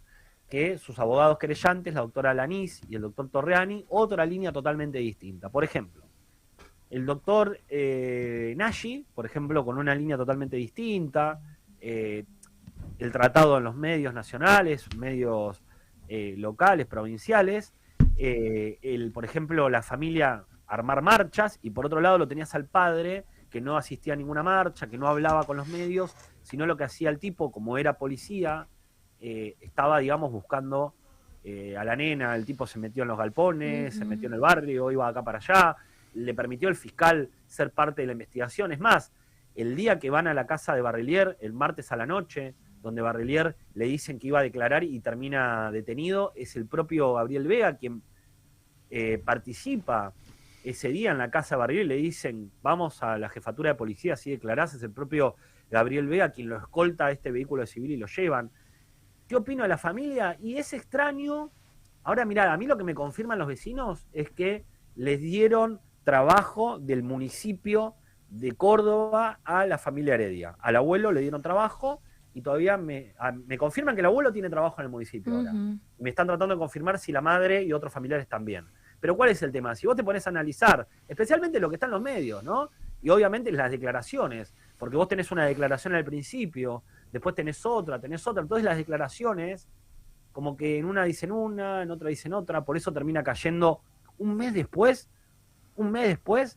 del femicidio de Agostina, allanan nuevamente la Casa del Horror. Claro. O sea, le entregan la Casa del Horror a Marianela, la detienen a Marianela, le vuelven a allanar la casa, y en el 15º allanamiento, cuando ya le habían sacado la custodia, ya le habían sacado el vallado, todo, o sea, cualquiera podía pasar, le encuentran un teléfono celular escondido, y ese teléfono celular correspondía a Marianela, y cuando van a abrir ese teléfono resulta que los mensajes habían sido eliminados. Aparentemente ese teléfono encontrado era el teléfono con el que Marianela se conectaba directamente con Claudio. ¿Me entendés? Y ese teléfono lo encuentran un mes después, cuando hicieron 200 con la escena ya contaminada y claro. Un disparate. Escúchame, ¿y cómo estás evaluando la actitud del fiscal, del juez de la causa? ¿Está tratando de conectar todo? ¿Está separando las causas? ¿Está cortando por los más perejiles? ¿Qué actitud está tomando la investigación? Bueno, a ver, a diferencia de provincia de Buenos Aires, lo que tiene Córdoba es que, por ejemplo, cuando hay droga, ¿no? Cuando hay droga en provincia de Buenos Aires o en otras provincias, automáticamente pasa al Fuero Federal o pasa a participar una Fiscalía Federal. En este caso, Córdoba no. Cuando hay narcomenudeo, cuando hay algo relacionado a narco, lo maneja la propia provincia. Entonces, ¿qué es lo que sucede acá? Vos tenés el expediente de Agostina, tenés la investigación de Agostina, y paralelo tenés la investigación con el tema de narcotráfico y trata de personas. Y ahí es donde ingresa Guachitas, y ahí es donde ingresa, porque Barrelier vendía droga. Vendía droga. Y no es que lo digo yo, te lo dice la gente, te lo dicen hasta las propias personas que le compraban. Barrelier vendía droga y lo vendía de la ventana, y te vendía la falopa por ahí, ¿me entendés? Y ya había estado alertado. Pero no hay una... podía hacerlo. Pero, o sea, la investigación del crimen de Agostina, los responsables no están en el contexto de investigar el narcomenudeo y la trata combinadamente con esto. No, se están investigando de manera individuales, separadas, y obviamente que lo que se intenta determinar es un punto de conexión. Pero acá te dicen una cosa, por ejemplo, Gustavo, te lo plantea así la justicia. Está bien, Soledad trabajó en Guachitas, está bien, vendía droga, te ofrecía una mujer, bueno, si hacía eso, no tiene nada que ver con el femicidio. Está bien, si ella vendía falopa, pero ella no por eso mató a Agostina. Es así como te lo separa la justicia. Ponele que Soledad salga libre por este caso, ponele que no tenga nada que ver con el femicidio, está bien, pero puede quedar pegada por venta de droga o por algún hecho ilícito dentro de Guachitas, ponele. Claro, pero el antecedente de que Barrelier en el 2025 había secuestrado a una mujer a la cual había atado y pretendía venderla o le sacaba imágenes y estaba como negociando, digamos, su situación, como si fuera un objeto, sumado a que con Agostina aparentemente habría ocurrido lo mismo, sumado a que es pareja de la persona que regenteaba Guachitas, donde además se explotaban menores y se vendía falopa. ¿Todo eso no lo puede conectar un juez para hacer una investigación integral? Mirá, Gustavo, yo que ahí en el barrio en Cofico, que es 5 kilómetros de la famosa Villa Los Galpones, a mí me han hablado de gente referida a una banda importante vinculada al narcotráfico, que ya copó el barrio, y que Barrelier vendía la droga ahí sin la autorización, esa. Y que el propio Barrelier, había estado días posteriores, días antes, horas antes del femicidio, contactando con distintos prestamistas. Bien, él estaba desesperadamente pidiendo plata prestada. ¿Qué es lo que hay en esa desesperación del tipo buscando dinero? El tipo quería pagar una deuda. ¿Qué era lo que había ahí en el medio que a nosotros no nos cierra? Porque tenés distintos puntos de conexión. La Barra Brava de Instituto, tenés a Moreno, tenés a Barrelier, un vínculo directo con la madre, con la progenitora de la víctima. Claro. Tenés a Marianela Palmero, que termina en cana un mes después del caso. Que regenteaba Guachita, sí. Que estaba ahí y trabajaba con Soledad. Tenés el testimonio de la ex trabajadora de Guachitas que te contaba que Marianela, alias la gringa, porque se tiñe el pelo en distintas ocasiones, la puede ver rubia, la puede ver pelirroja, la puede ver morocha, porque estaba en ese lugar y se dedicaba a limpiar la zona. ¿Cómo hizo? Vos hablas con profesionales y te dicen, ¿cómo hizo un tipo de 1,80 m, de entre 80 y 90 kilos, manipular una persona de 1,50 m, 1,60 m, de unos 55 kilos, en un baño pequeño? ¿Cómo hizo para matar, para desmembrar, para hacer todo el trabajo que el tipo hizo sin tener conocimiento y habiendo leído libros y habiendo estudiado, vamos a decir de una manera u otra, cómo cometer un hecho de estas características? Vos hablas con profesionales y no les cierra por ningún lado. Claro. Uno entiende que lo que querían era que se vaya a los medios, que se cierre el caso como un femicidio común y corriente, vamos a decirle común y corriente, pero... Pero ¿qué pasa acá, chicos? Vos tenés antecedentes de femicidios con descuartizamiento en Córdoba. Por ejemplo, Camila Merlo, a 2 cuadras de donde trabajaba Claudio Barrelier. Y como dije, Camila Merlo, tenés un montón de otros hechos más de similares características y similares mecanismos. No por eso quiero decir que lo haya cometido el propio Barrelier, pero sí te puedo decir que lamentablemente Córdoba no es la primera vez que tiene que desayunarse con una noticia de esta característica, que matan a una mujer y la descuartizan y la tiran en cualquier parte. Clarísimo. Bueno, Cristian, vamos a seguir atentos a la evolución de este caso, te vamos a volver a consultar.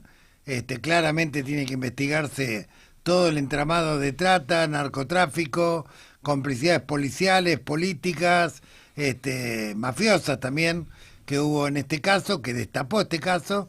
Y bueno, te agradecemos mucho por estos minutos. Gracias a ustedes, a todo el equipo y a la audiencia. Gracias, chicos. Muchas gracias. Hemos conversado con Cristian Echeverría, más conocido como Cristian Eche, allí desde su Eche TV. Él es corresponsal de Crónica y está siguiendo el caso del horror del crimen de Agostina. Compañeros, llegamos al final de Laudatistas. Nos vemos la semana que viene. Así es, hasta el próximo lunes. Hasta el lunes. Radiográfica. 20 años. Agenda propia. Sonido original. Sé parte de la comunidad radiográfica. Sé parte de la comunicación popular. Somos un medio cooperativo autogestionado. Crecé con nosotros. No tenemos jefes, no tenemos patrones, tampoco dependemos de los grandes intereses corporativos. Porque vos nos conocés y para que sigamos potenciando la comunicación popular, sumate a la comunidad radiográfica. Radiográfica abrió las ventanas del estudio. Ahora podés chusmear lo que pasa en nuestro canal de YouTube. Búscanos como Radiográfica FM 89.3. Suscríbete a nuestro canal y entérate de todas las novedades, entrevistas, editoriales, música en vivo. Somos bichos de radio. Hacemos radio. Sumamos otro sentido a la comunicación popular. Desde 2005, recuperando el aire. La radiográfica se construye pesito a pesito, voz a voz, paso a paso. Todos ponemos, todos. Hace la cortita. faltan 40 lucas para levantar la torre. Compra tu bono llamando al 4116-2848 o venite a Avenida Patricios 1941. En 20 años no cambiamos, evolucionamos. Mi nombre es Estela Barnes de Carlotto, soy presidenta de Abuelas de Plaza de Mayo. Soy Buscarita Roa, abuela de Plaza de Mayo. Soy María Esther Landaburu, una tía que busca. Soy Claudia Poblete.